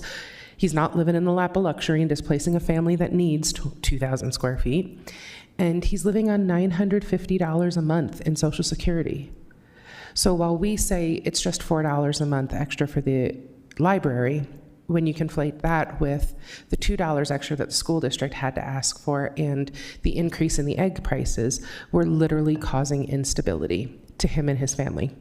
Now, if we have to, because we have to get more police on the street, I can live with that, but only after we've done our research. This is also why I want to know statutorily and do a policy deep dive on what actually is our core city responsibilities. You all have heard me say a million times, I do not buy hand name bags. I don't buy a Coach bag until my mortgage is paid. And we've had the luxury of a lot of federal one-time funds. We've been able to buy a couple Coach bags. I've been criticized for saying it's not the right time for really beautiful projects that we deserve, but in my estimation, are buying Coach bags before we've paid our mortgage. This Justice Court, and I admit I took my eye off of this ball. This is not, I'm not trying to shame anyone. There are core city functions that are demanding investment. So I'd like us to look at what is our core responsibility. Are those core roads are another one? Is our core responsibility being met? Then what goes on top of that with what's extra, and only increases where it's absolutely necessary. Understanding that for the next 3 to 4 years, at least, our constituency has an uncertainty in their ecosystem that could destabilize them, whether that's because we'll have young people who have just bought houses that have financially stressed them and they're going to call student income repayment options and try to bankrupt a bunch of us like I might be, or whether it's our elderly living on fixed incomes, or whether it's the fact that wages just aren't moving as quickly for our generalized workforce as they need to. But this, for me, isn't saying that we won't ever increase taxes, but it gives us leverage to say more than, I'd like you to investigate this. It's more than just, I would like a metric. This is we haven't met conditions that we need to. And for me, it's good faith with our public that if they see us saying it's just $5 more a month, that we truly and honestly have counted the cost with their conditions in mind. So that's why this was proposed and why I'm asking for support for it. Councilmember Romano. Thanks, Councilmember Petro. So before, when we were discussing it earlier in this meeting, I think a lot of the questions that we had were like exactly how these three different things were going to be put together and when we were going to see. A lot of them are things that anytime we would do a tax increase, we would do, but maybe not in the same way that you're interested in them being done. So I'm wondering if maybe we dig a little bit more into, like, for instance, the first one saying the extent to which these things were known in FY26. Are you just saying like which, because I think that could be as simple as here's the structural deficit, and it could be more complicated and more detailed. I'm just wondering what your thoughts are on some of those. I think for me, the structural deficit is a thing that always looms large over my head. But I think there's other things that, every dollar is an opportunity cost. And it's that way for our constituents, and it should be that way for us as well.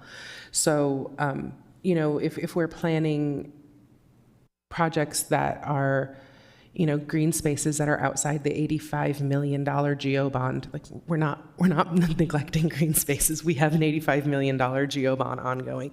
If we're doing things outside of that, I feel like we should have, we know that right now that we have an $85 million GO bond going on. So I don't anticipate for it to go much deeper than that. The structural deficit is perennially the biggest concern to me, especially because I take very, very seriously the fact that we employ people here at the city, and being a good employer means providing them stability. And so getting to a place where we would have to do layoffs is devastating to me. And that structural deficit, that's the biggest, in addition to the possibility that I'd have to raise taxes on my neighbors who I know can't sustain it, that we would break faith with the people who work for us is also another thing. Okay. And then on bullet point number 2, II, what is that? I'm just not sure how we would get that number of like what percentage of the increased need is due to growth versus we haven't been serving the community well enough in the past and we need to increase that. I don't know if someone else had a different interpretation for what this meant. This for me is doing the job that we came to do versus enhancement, maintaining the condition of the road versus landscaping next to the road or something, right? Like those sorts of things, right?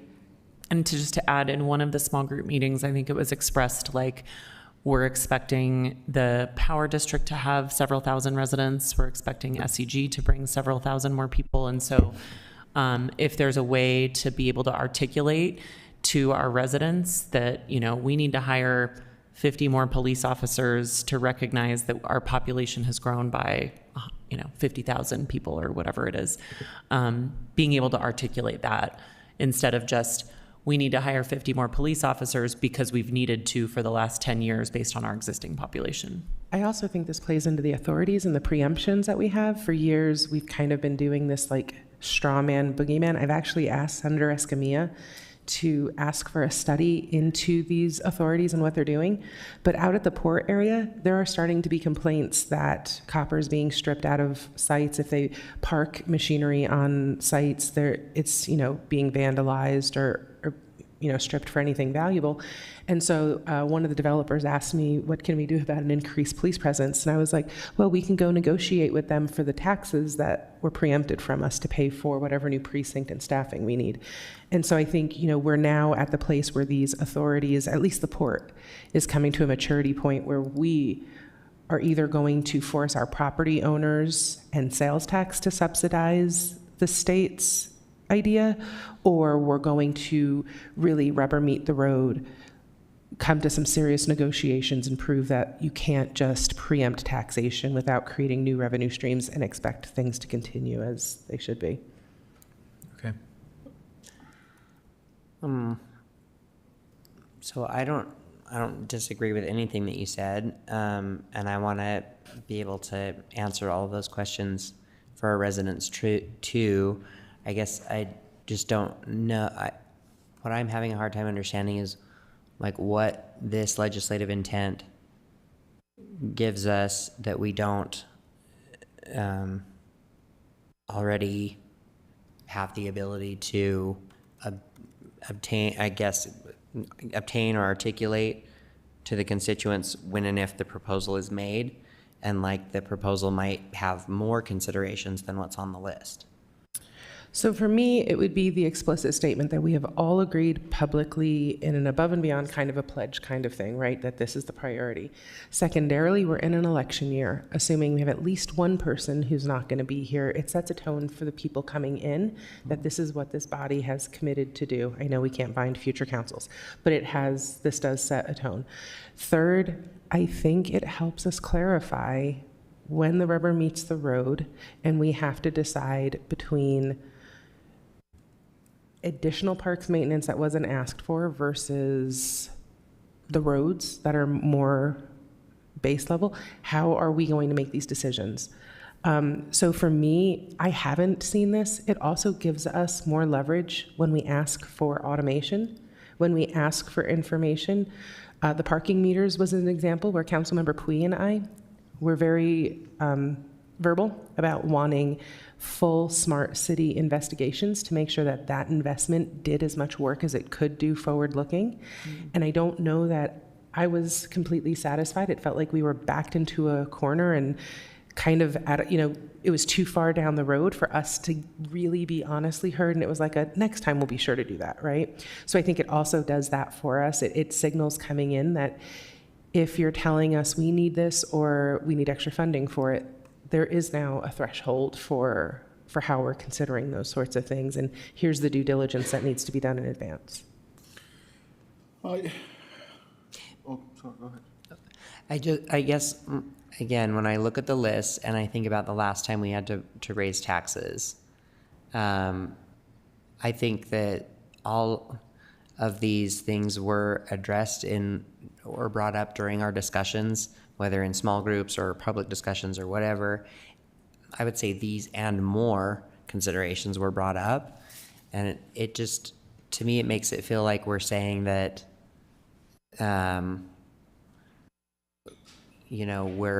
we weren't doing those things before, and that when we have a discussion about this next year, if a tax increase is proposed, that these are the only things we're going to be considering, when I feel like it's going to be a much longer list, and it could include items that we don't even maybe know yet.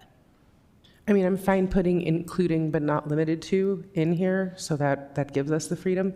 But I see us hurtling towards a property tax increase at a time of incredible financial insecurity for a lot of our constituents. And I feel like every time we suggest an automation, an investigation into something that could amplify our services and give us greater outreach, we'll get to it, not a priority. And so for me, I'm deeply, deeply interested in making sure that we're signaling out that this body is deeply interested in protecting our workforce and our basic statutory responsibilities, and our decision-making is sound. May I? Go ahead. So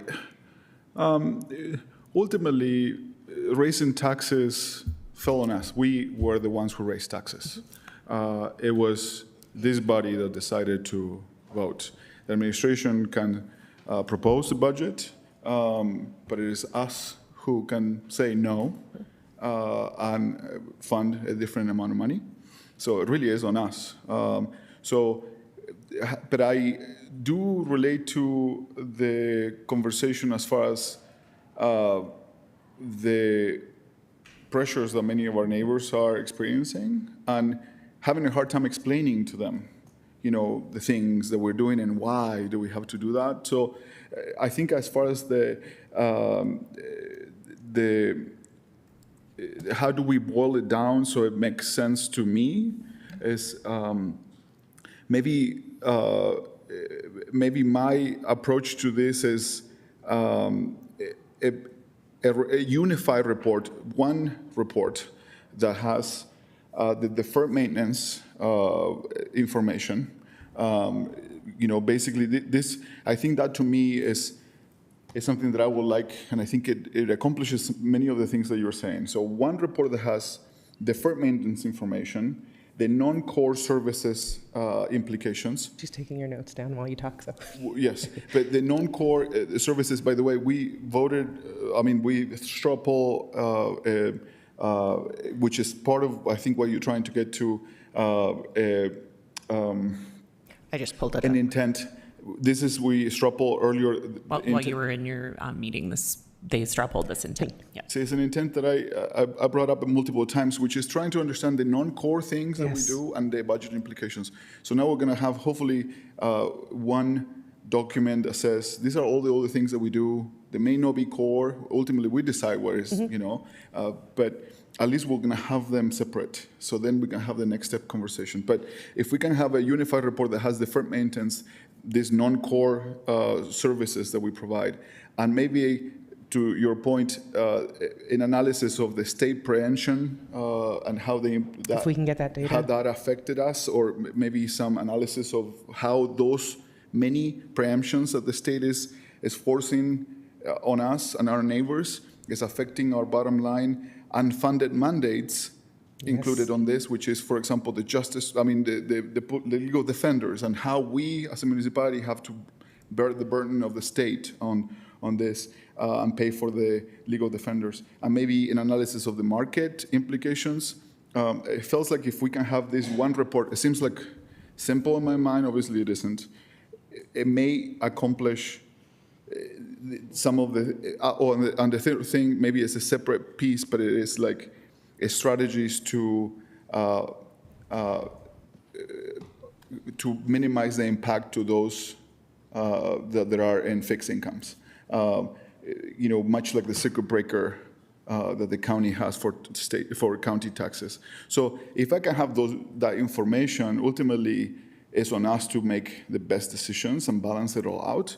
But if I can have the deferred maintenance in one document, and the same document I can have the information of the non-core services that we provide, I understand the state is taking all this money from us on preemptions and unfunded mandates that we are burning on.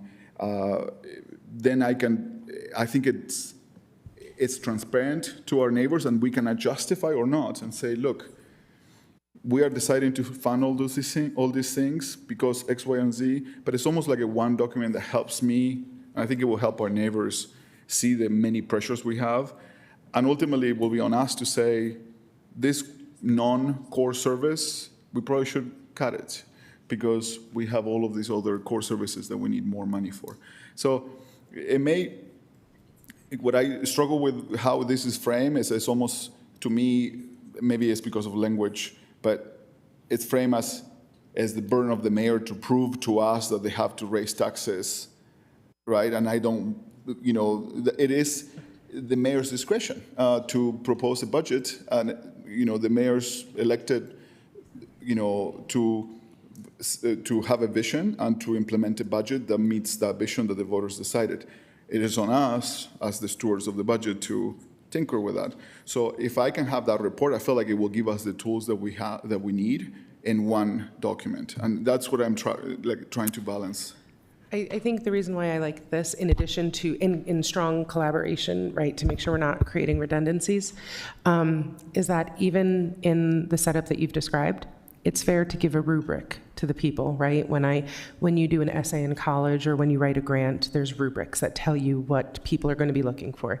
And this to me becomes a rubric, right, for any good proposal. We could violate our own legislative intent. We could ignore it. We could, downgrade it. There's so many reasons why this doesn't ensure legislative intents either have all the teeth or none of the teeth, depending on, what side of the coin you're trying to make a point on.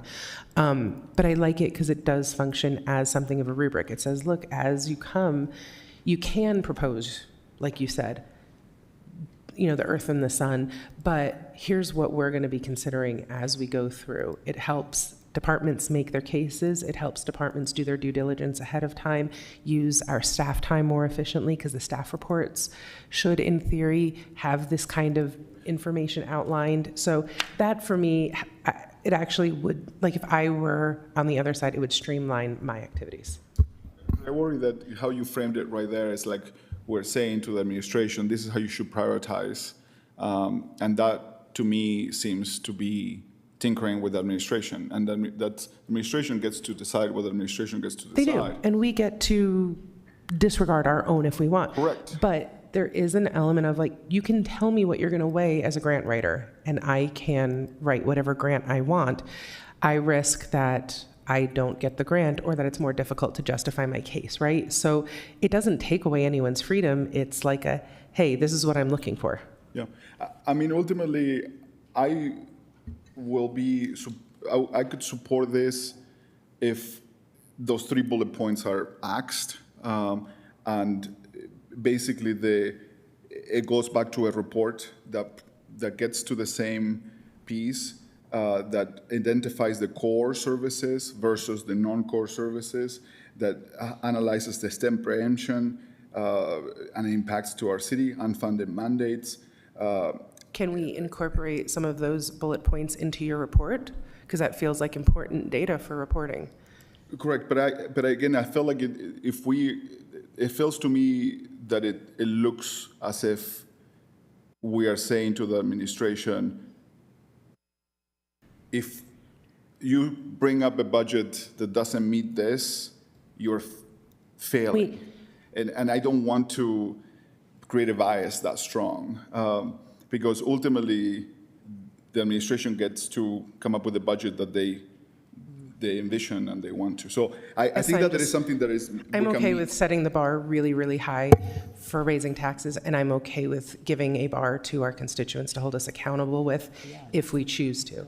If we raise taxes and things like this aren't met, I should be called on the carpet. Yeah, we get to decide that. So that's why, for me, I'm okay. It's in the event of a tax increase, right? Yeah. So for me, I'm okay with really high bars. Maybe I don't get 3 of you to agree with me, but this feels important enough to me, and I've not seen us have any rigor consistently about this, and that's not a shame on any of us. It's that we've had so much one-time federal pass-through money that's cushioned everything and given us lots of latitude. We need to return to normal order, and we need to prepare for a slowdown.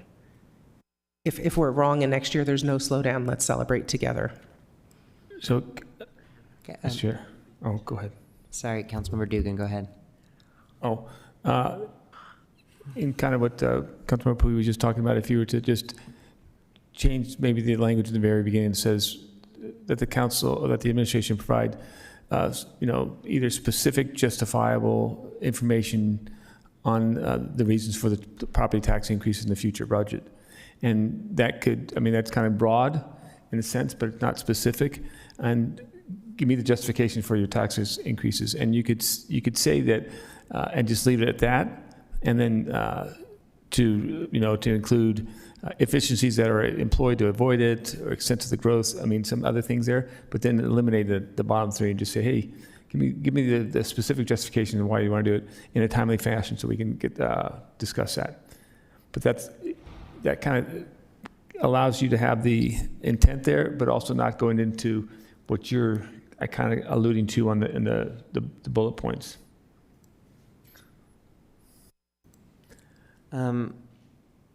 I'm not saying I'm in favor of it.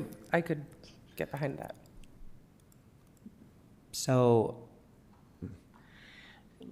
I guess for me, it's making, if there are specific data points that we want, then I think we should ask for those. I think it's harder when we use words that are just very subjective, like justification. Like that is, to me, like totally ambiguous. So I think, like, for example, part 0.3, the operational efficiencies that we're taken to avoid, that I feel like is tangible. We can say, like, whether it's subjective or not, like, you know, they can say we took no efforts, or they can say we believe that these efforts constitute efficiency, and this is why. That to me is more tangible. Because, and when we use like more subjective things, then I feel like it's more like we're just kind of inviting like an argument between the branches that doesn't give us what we want to give to voters to say, like, here, you know what I mean?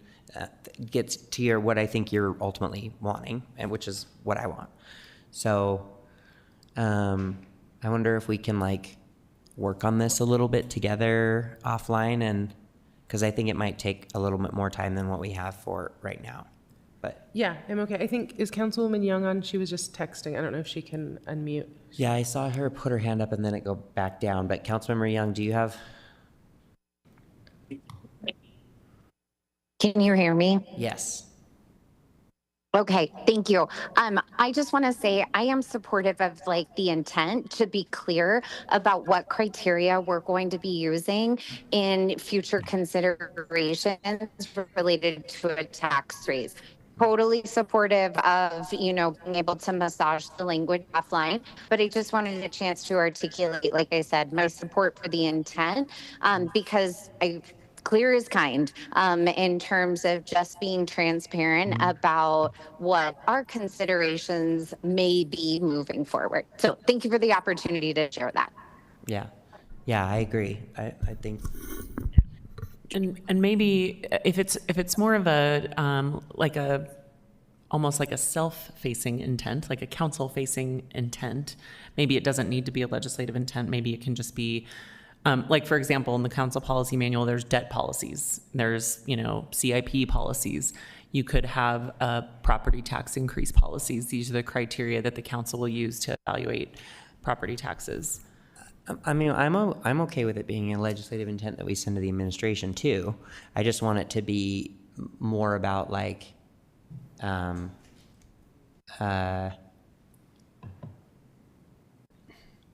rather than the process that we had last time where there was a proposal, then there was a request for data specific to the proposal. And I think this is coming out of a feeling like that data wasn't provided, or it wasn't to the extent that we wanted it to. I think having this at the beginning, as they're crafting it and as they're thinking through it, is good and will produce, I hope, a better answer. Yeah, I would like it to be more like, instead of like, I just want it to be less subjective. And can I just put on the public record, this to me is not punitive. This is not because someone didn't do something. This is because seeing and hearing what our constituents are experiencing, working through this budget, anticipating what's coming, it's a way for us to enter into a new season. Yes. Now that the federal funds are gone, now that we have some severe cuts that we never saw coming that will trickle down, Medicaid loss, SNAP loss will kill people in our districts, right? Yeah. So it's just, for me, it's more that, like us putting, you know, knowing which shoulder we're putting to which plow. And there's still going to be disagreement, right? Like if we're talking about population growth justifying it, we can talk about how green space in District 4 has not grown with population the same way we can talk about how police and fire isn't, right? Like, so it's not meant to like like kind of corner us in, but what it is meant to do in mine is to say, hey, constituents going forward, council members coming on, this is a paradigm that we're going to operate in so that you can have good faith trust in us. We can operate together in a good faith way. It is not a reflection. I do not think anything untoward, anything has been handled poorly historically. This just is reading the tea leaves of the new reality we're in. Yeah, no, I'm with you. I agree. Would you like me to email these random notes? Yes. Okay, I can email them to the whole let's do council. that. Okay. Okay, we're closer to resolving that. It's an unresolved issue. And so It's can we less request- unresolved than it was earlier. So is the plan for council members to wordsmith it together? What's the? I think the plan is I think people should send in their suggestions. Okay. And to staff, and maybe staff will try their best to incorporate all of them, and then we'll go through it the next time. Great. And yeah. Awesome. Okay. Sounds Does that good. work? Thank you. Yeah. So unresolved issues, maybe we can start with one that we kind of inadvertently skipped last time, and this is just to close the loop on that there was a trails contingency that was included with the budget last year that was a contingent appropriation. The way it was worded, I think, created some confusion with the public, with administrative staff, with council staff. So council staff has worked with the administration on a revised proposal that you have in front of you, and I can put up on the screen, specifically for Councilmember Young. Oh, Allison, can you stop sharing? Okay, thanks. Thank you. So I don't know if you want to go through the wording or if you, Which one is more recent? Or are they this one's the recent one because I didn't have one before. So you can read that one. You can, and I can read the one on the screen. Okay, great. No, I got this one. You're good. Okay. You both have them. This is an attempt to just clarify which things are on hold, what does maintenance mean, what does rehabilitation mean, and you'll see in the in items 1 and 2 there are some placeholder asterisks where Department of Public Land staff is working with our staff on coming up with like a shared definition, so that we're really clear amongst ourselves and with the public what is intended to be on pause and what is intended not to be on pause.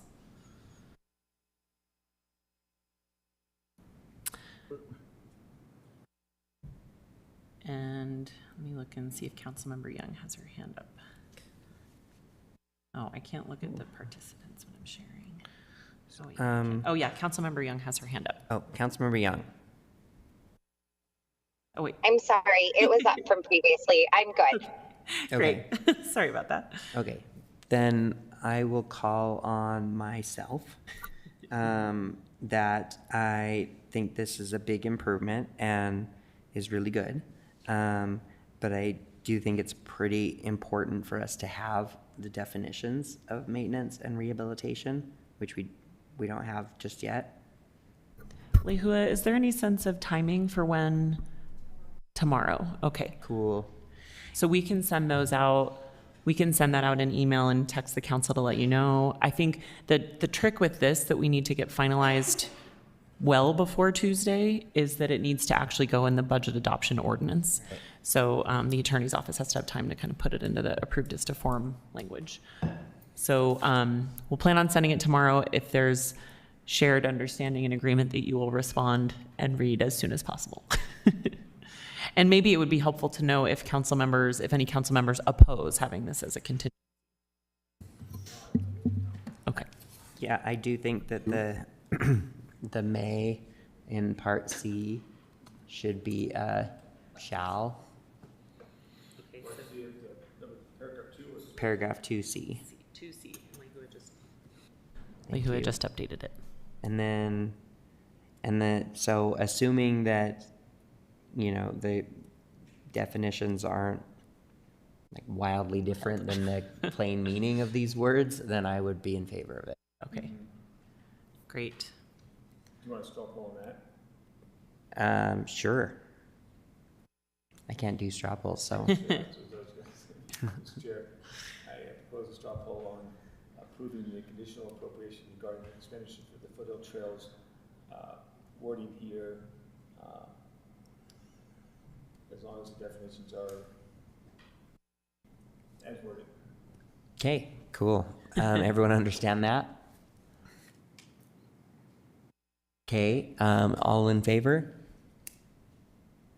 Councilmember Young?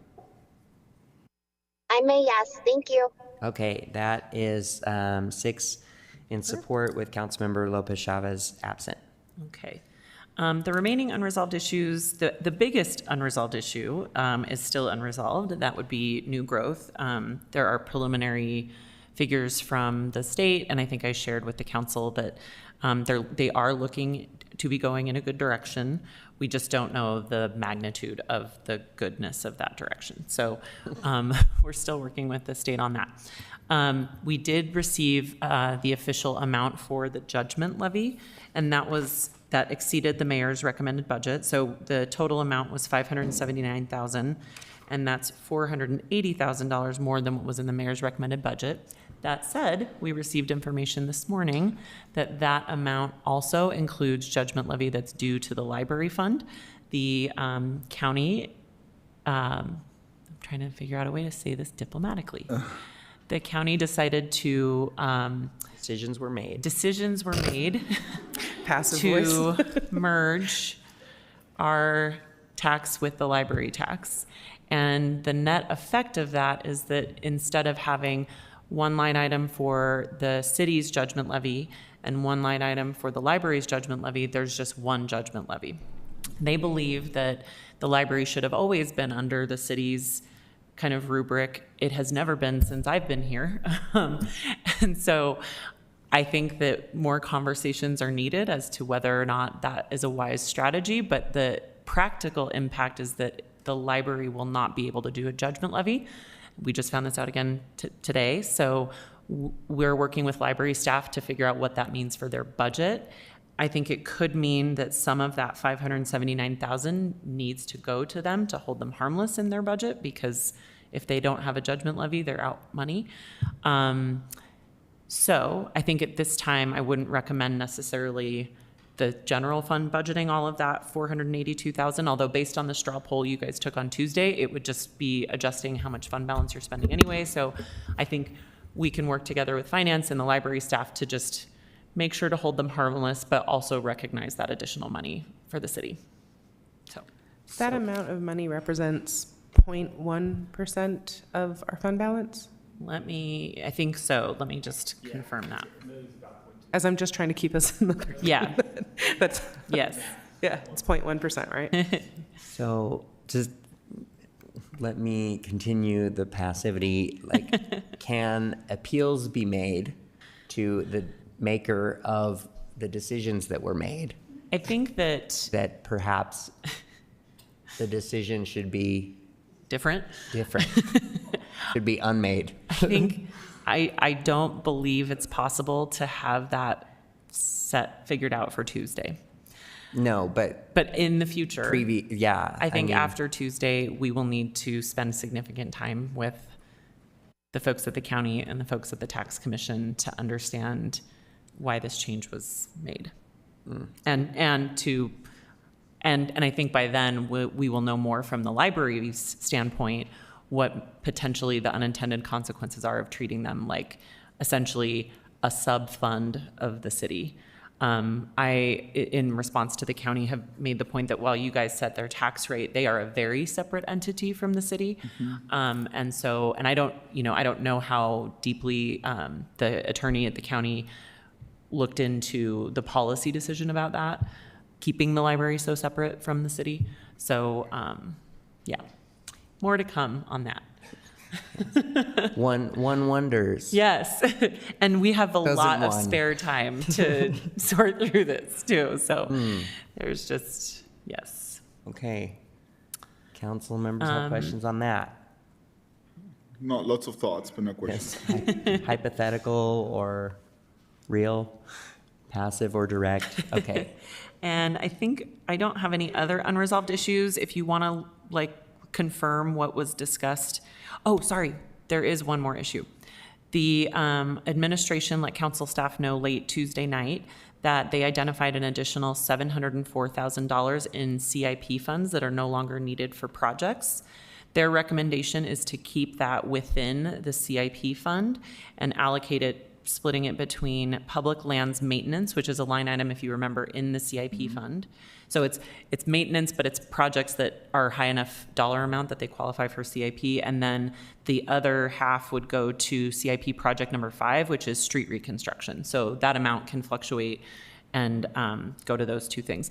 I do want you guys to know, though, that it's totally up to you how that money is spent. That money could just be general fund money, but it's obviously one time. So historically, we have used reappropriated CIP funds for CIP projects to kind of stretch those dollars further for projects, but there's no like requirement that you guys do that. But anyway, so if you want to straw poll that would be really helpful for staff so that we know how to reflect that in key changes. And I appreciate that, the discussion there, and thank you also for the clarification that that CIP could also go to general funds, because the CIP funds does come from general funds, but that we usually reallocate deferred or unused CIP funds into the CIP. And these two issues, the public land maintenance, even though that's not deferred maintenance, but that is maintenance, and the street reconstructions are two, I think, are very valuable. I would agree with the recommendation of splitting it in two on that fund. There's other specifically because these have already been approved and funded. We're not asking for funding for new ones because we'll have that discussion come August. Yeah. Whereas this is coming July. out July, right? So. Councilmember Pui? I mean, ultimately, the options are let's have it drop to fund balance and keep the that money saved up there to ensure more uncertainty in case it is more uncertainty, or go back to our core services and the deferred maintenance, and it's one-time money and that we didn't account it for. So I think our neighbors expect more of those core services to the earlier conversation to be more visible and to do better at it. So it makes sense to me to split it that way, and I will support that. And this is the equivalent of vacancy savings, trapping to fund balance. These are just project savings or projects that didn't come to fruition. Projects that so they're one time. So putting them on Yeah. the deferred maintenance is perfect. And we know that's available. That's not hypothetical. Yes. Yeah. Excellent. Okay. And yeah, credit to the administration for continuing to dig even after, because if you recall, there is a line item of like $2 million worth of project money that they allocated this year. So they continued evaluating all of the projects and found all of the couch cushions. Excellent. Well, that is what one would want to hear. Yeah. So, but we can switch to active language because we know that. That's true. It's okay. That's great. Is it okay to say that? Sorry, I put a candy in my mouth. These are previously identified deferred maintenance that we're going to be funding, right? No new things. Correct. Okay. Right. And the same with the street reconstruction. It's Right. like following the path. Yep, exactly. But Identified. Totally fine with that. okay, I think that's what my straw poll was. Okay. Everyone understand that? Could you restate the straw poll so we're To that we take the the $704,000 of CIP funding that's been no longer used for other projects to be put into projects numbers split in half for additional public lands maintenance and number of CIP project number 5. okay? All in favor? I'm a yes. Okay. All right. That is unanimous with, what? Sarah. Sarah said yes. She said yes. I'm a yes. Yes. Okay. So that's unanimous with Councilmember Lopez Chavez absent. Nice.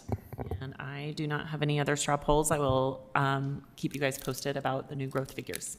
Did- So, Okay, because we already straw polled the 10,000 to the university more. for air quality monitors, yeah, you straw polled that. And I just have one comment. It's not on the unresolved, but it was a discussion we had about funding some safety upgrades to an intersection at 13 South and 21st East. Yes. And we got information from transportation that there are some ideas or proposals to improve the light at around the $175,000 to $250,000 range, and there's a couple multiple line items on what they could actually do there for that dollar amount. And but it also requires the UDOT approval because it's a arterial street. So we've asked the administration, and I think they will also put that in their line items to get approval from UDOT. But I'm really proposing that out loud, that we look at this as a budget amendment in this coming year. I don't want to wait for the CIP cycle to go through, and I know we don't have the funding at this point to do that. So the intent is to put this on a budget amendment as soon as we have some approval from UDOT and more of a project. What are they going to do to that intersection? What can they do? The number of things they want to do. So just throwing that out there, letting people know that's where I'm leaning towards for this, some additional funding in one of the future budget amendments. Okay. Anyone have concerns about that? No, I have a good question. Yes, Councilmember Puy. Remind me, this is the issues that were brought up during the formal meeting on Tuesday? So obviously the stories were very compelling and horrible and scary that our neighbors are experiencing this, and I support this generally. And but a few years back, we directed the administration to follow data to spend the dollars related to. And I believe it was an intent, and then it was some policy or direction to spend money on street reconstruction and improvements for the safety based on data. So I worry that maybe this intent may contradict if it doesn't follow the data. Not that it shouldn't be funded, And I want to stress that I support this, especially you have been incredibly gracious to. With your support to communities on the west side. And those stories were very compelling.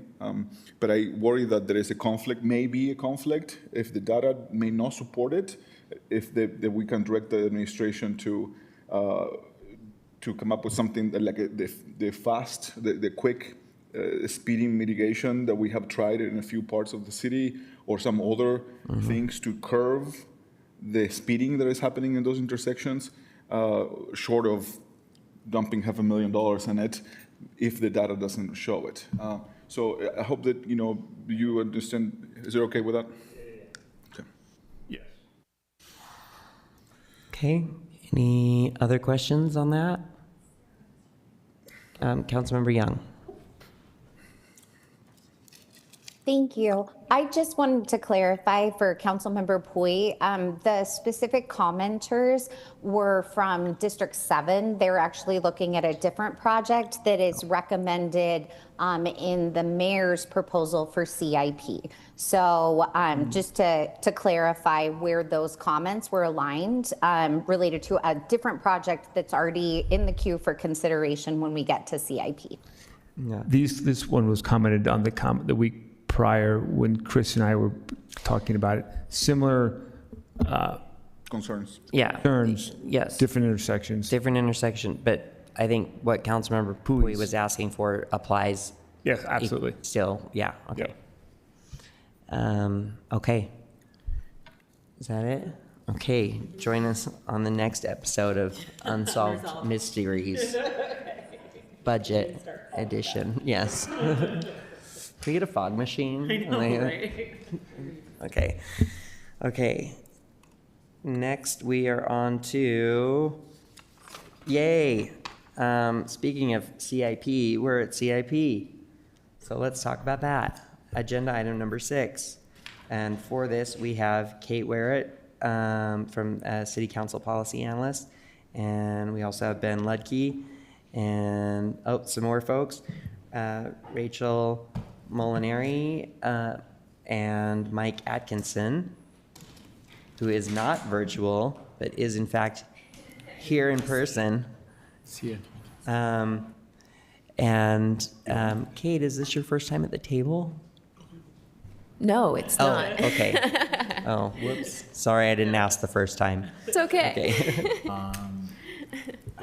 All right, take it away. Great, thank you. You've heard a little bit about the CIP today already, so we will be a little brief in covering items. So every year, the City Council appropriates overall funding to the capital improvement program and approves debt payments and ongoing obligations as part of the annual budget in June. Separately, in the summer, you approve the projects that will be funded with those dollars that you approve as part of the annual budget. CIP is an open and competitive process where residents, local organizations, and city departments submit project applications. This year, there were 60 applications. Those applications are first reviewed by the Community Development and Capital Improvement Program Resident Advisory Board, and then those recommendations are reviewed by the mayor, and a separate set of recommendations from the mayor are submitted to you as council for review. So you have 2 sets of recommendations in the funding log, which is attached to your staff report. As a reminder, when it comes to what a CIP project is, it has to involve the construction, purchase, or renovation of buildings, parks, streets, or physical structures, have a useful life of 5 or more years, cost over $50,000, or provide a significant functionality that can be demonstrated, such as software. As part of the budget this year, you have about $24.7 million from the general fund and Funding Our Future dollars going towards CIP projects. In the next fiscal year, we plan to work with administration to look at all the different funding sources that are coming in to create a new comparison ratio or metric that you can look at, because there's so many funding sources that are being considered at this time. Within the staff report, there are several legislative policy questions for you to consider. Due to time, I won't dive into several of them, and because they're more project related rather than funding related. So we can talk about those at the July 1st meeting. Just wanted to make sure you're aware of that and that we will circle back to those, and you can, you can look forward to that. With that, that $704,000 that Jennifer brought up, that is part of this, and as mentioned, the administration did provide 2 recommendations on how to use that, but I will let them go into additional detail during their briefing, and I'll turn it over to Rachel. Thanks. Thank you, Kate. Good afternoon, council members. I'm Rachel Molinari, the Capital Improvement Program Manager. I'm joined with Ben Ludke and Mike Atkinson. Thank you for the time today to present the mayor's recommended capital improvement program budget for fiscal year 2026. As a reminder, the CIP budget book should be available to you in hard copy. It's also available online. And the funding log that Kate mentioned is a separate document that should have also been shared with you. All the project information is included in both places for your review. Next slide. This shows the location of all FY26 CIP requests. It's a publicly available map at the link on the slide. It's a tool that provides a helpful way to see the geographic spread of the applications across the city. One thing that I do want to note is that the cluster in the upper left-hand corner near the highways, those are citywide projects. And there's not a great way to represent that on the map. It would take up the whole thing. to use the map, you click on the dot or the line, and then all the project information will pop up in a pop-up window. All of the applications that came in. Yeah, we will update this map with the dollar amounts once you guys decide everything. Next slide. So there were 60 applications received this year, 24 internal and 36 constituent. The total request was for over $65 million. The mayor's recommendation includes 30 projects for funding, with a recommendation budget of $43 million. This number represents just new CIP projects. It does not include the debt service or ongoing obligations. 8 of the recommended projects are constituent requests for a total of nearly $4 million. And this slide also shows the breakdown of the requested funding per department or division. Next slide. There's approximately $17 million in requests from constituents this year.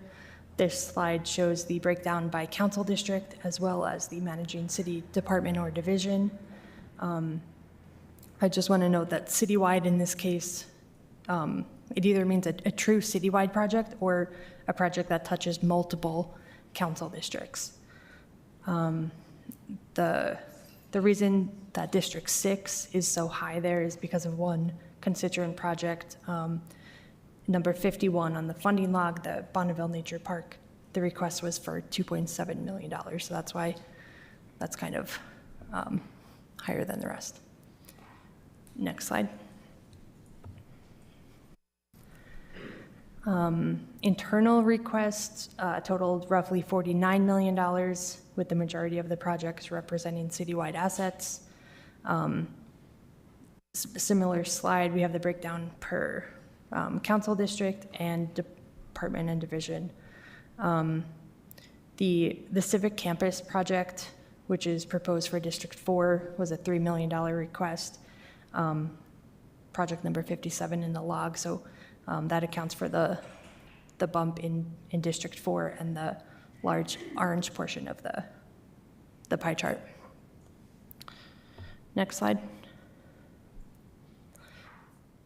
Ongoing expenses total roughly $16.5 million. It's broken out into 3 sections here: debt service, ongoing, and other ongoing. All of the debt service information is detailed in the CIP book. That starts on page 19. And within ongoing, the facilities, urban trails, and public lands maintenance are for major urgent repairs, and the $195,000 funding our future public lands maintenance is for capital maintenance of newer assets. Again, all of these are more details about them are within the book. And then we include the 1.5% for art and cost overrun per required by the city ordinances and the CIP policy. Next slide.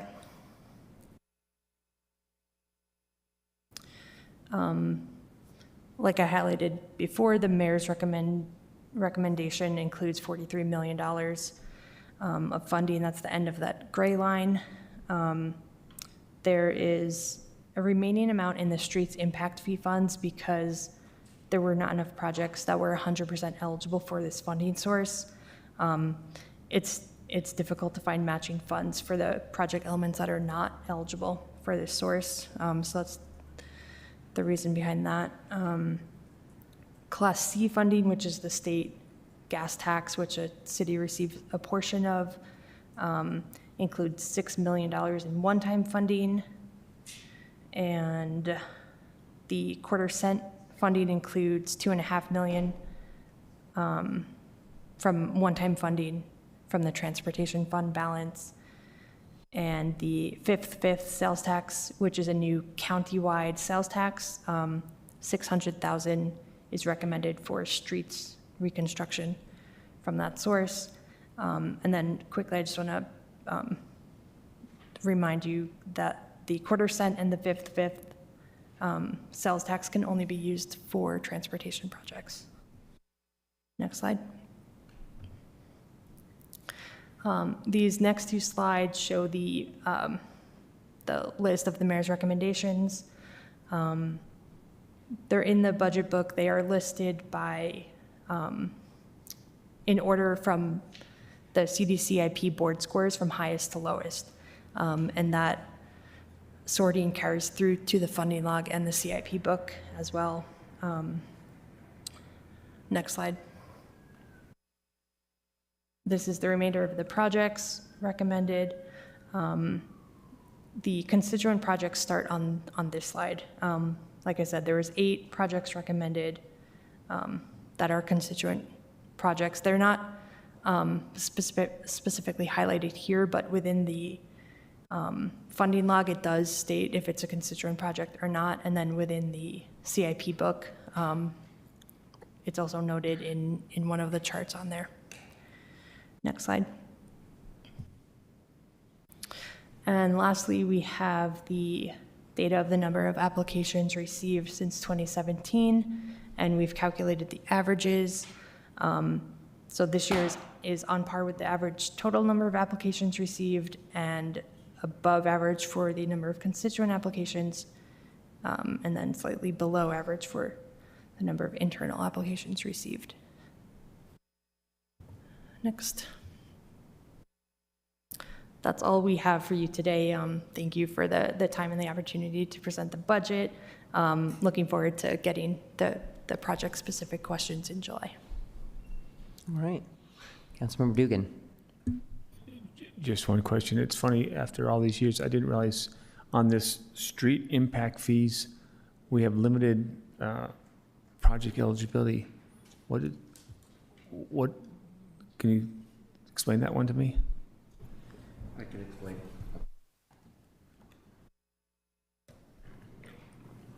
I can explain that.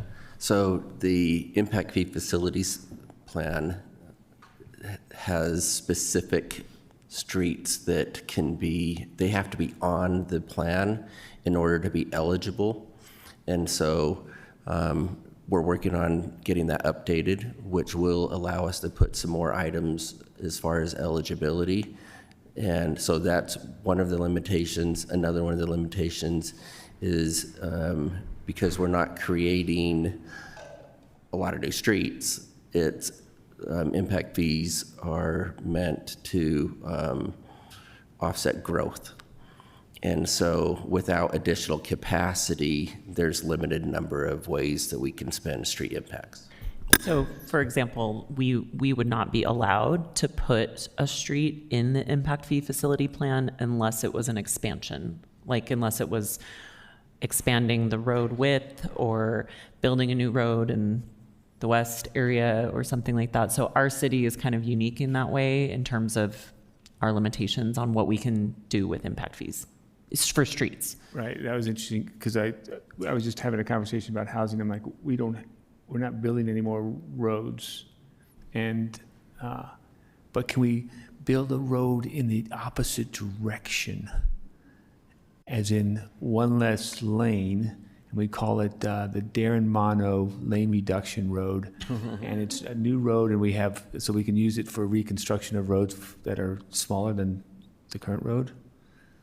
No? That would be a decrease in capacity and would actually go against us. Sorry, I was going off on the tangent.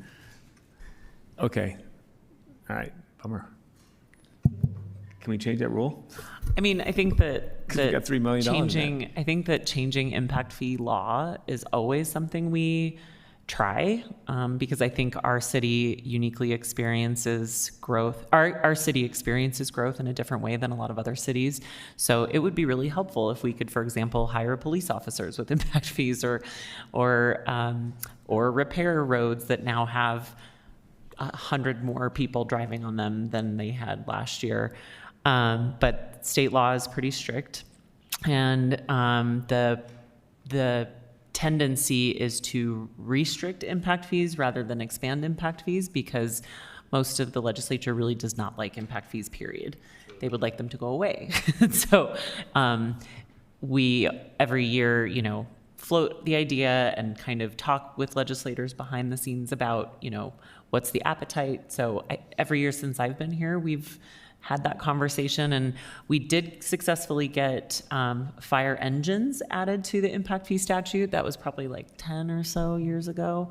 And so at least those are now eligible to be paid for with impact fees. But most of the other conversations we've had more recently have been met with, like, you're lucky to have any impact fees. So it's not, I mean, in my mind, it's worth continuing to highlight, but yeah. Okay.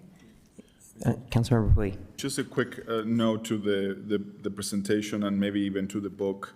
The book mentions what, and just for context, we talked quite a bit earlier in unresolved issue or legislative intents about constituent applications versus department applications that draw onto CIP funds. I would prefer that in the future we highlight that in the presentations because there is the pressures, and the interest of us, based on the conversations earlier, that we always keep some level of constituent applications funded. So by highlighting them, we are sort of showing to the neighbors that some of those get funded. Certainly not everything can get funded, but by not highlighting it in there, I worry that, it says mayor recommended budget, it may just feel like they're all in the, department applications, but some of them are actually constituents that applied and requested an expenditure, went through the process, and ended up hopefully maybe getting funded. So that to me is important for the future of to highlight the work and ensure that the neighbors know that their time and effort is worth it, which is part of the whole thing. Is like we don't want to disappoint completely, to say, and pass over that important piece. So in the future, I hope that we can highlight that a little bit more evident in the presentations, just for the sake of some of the goals that we want to accomplish. So that's all. Thank you. Any other questions? All right. I think we're good. Thank you so much. All right. That brings us to reports. Oh, no announcements from the executive director. I have no announcements. And so I think that means that we concluded all of our business for today, so we'll be adjourned. Thanks, everyone. See you on Tuesday.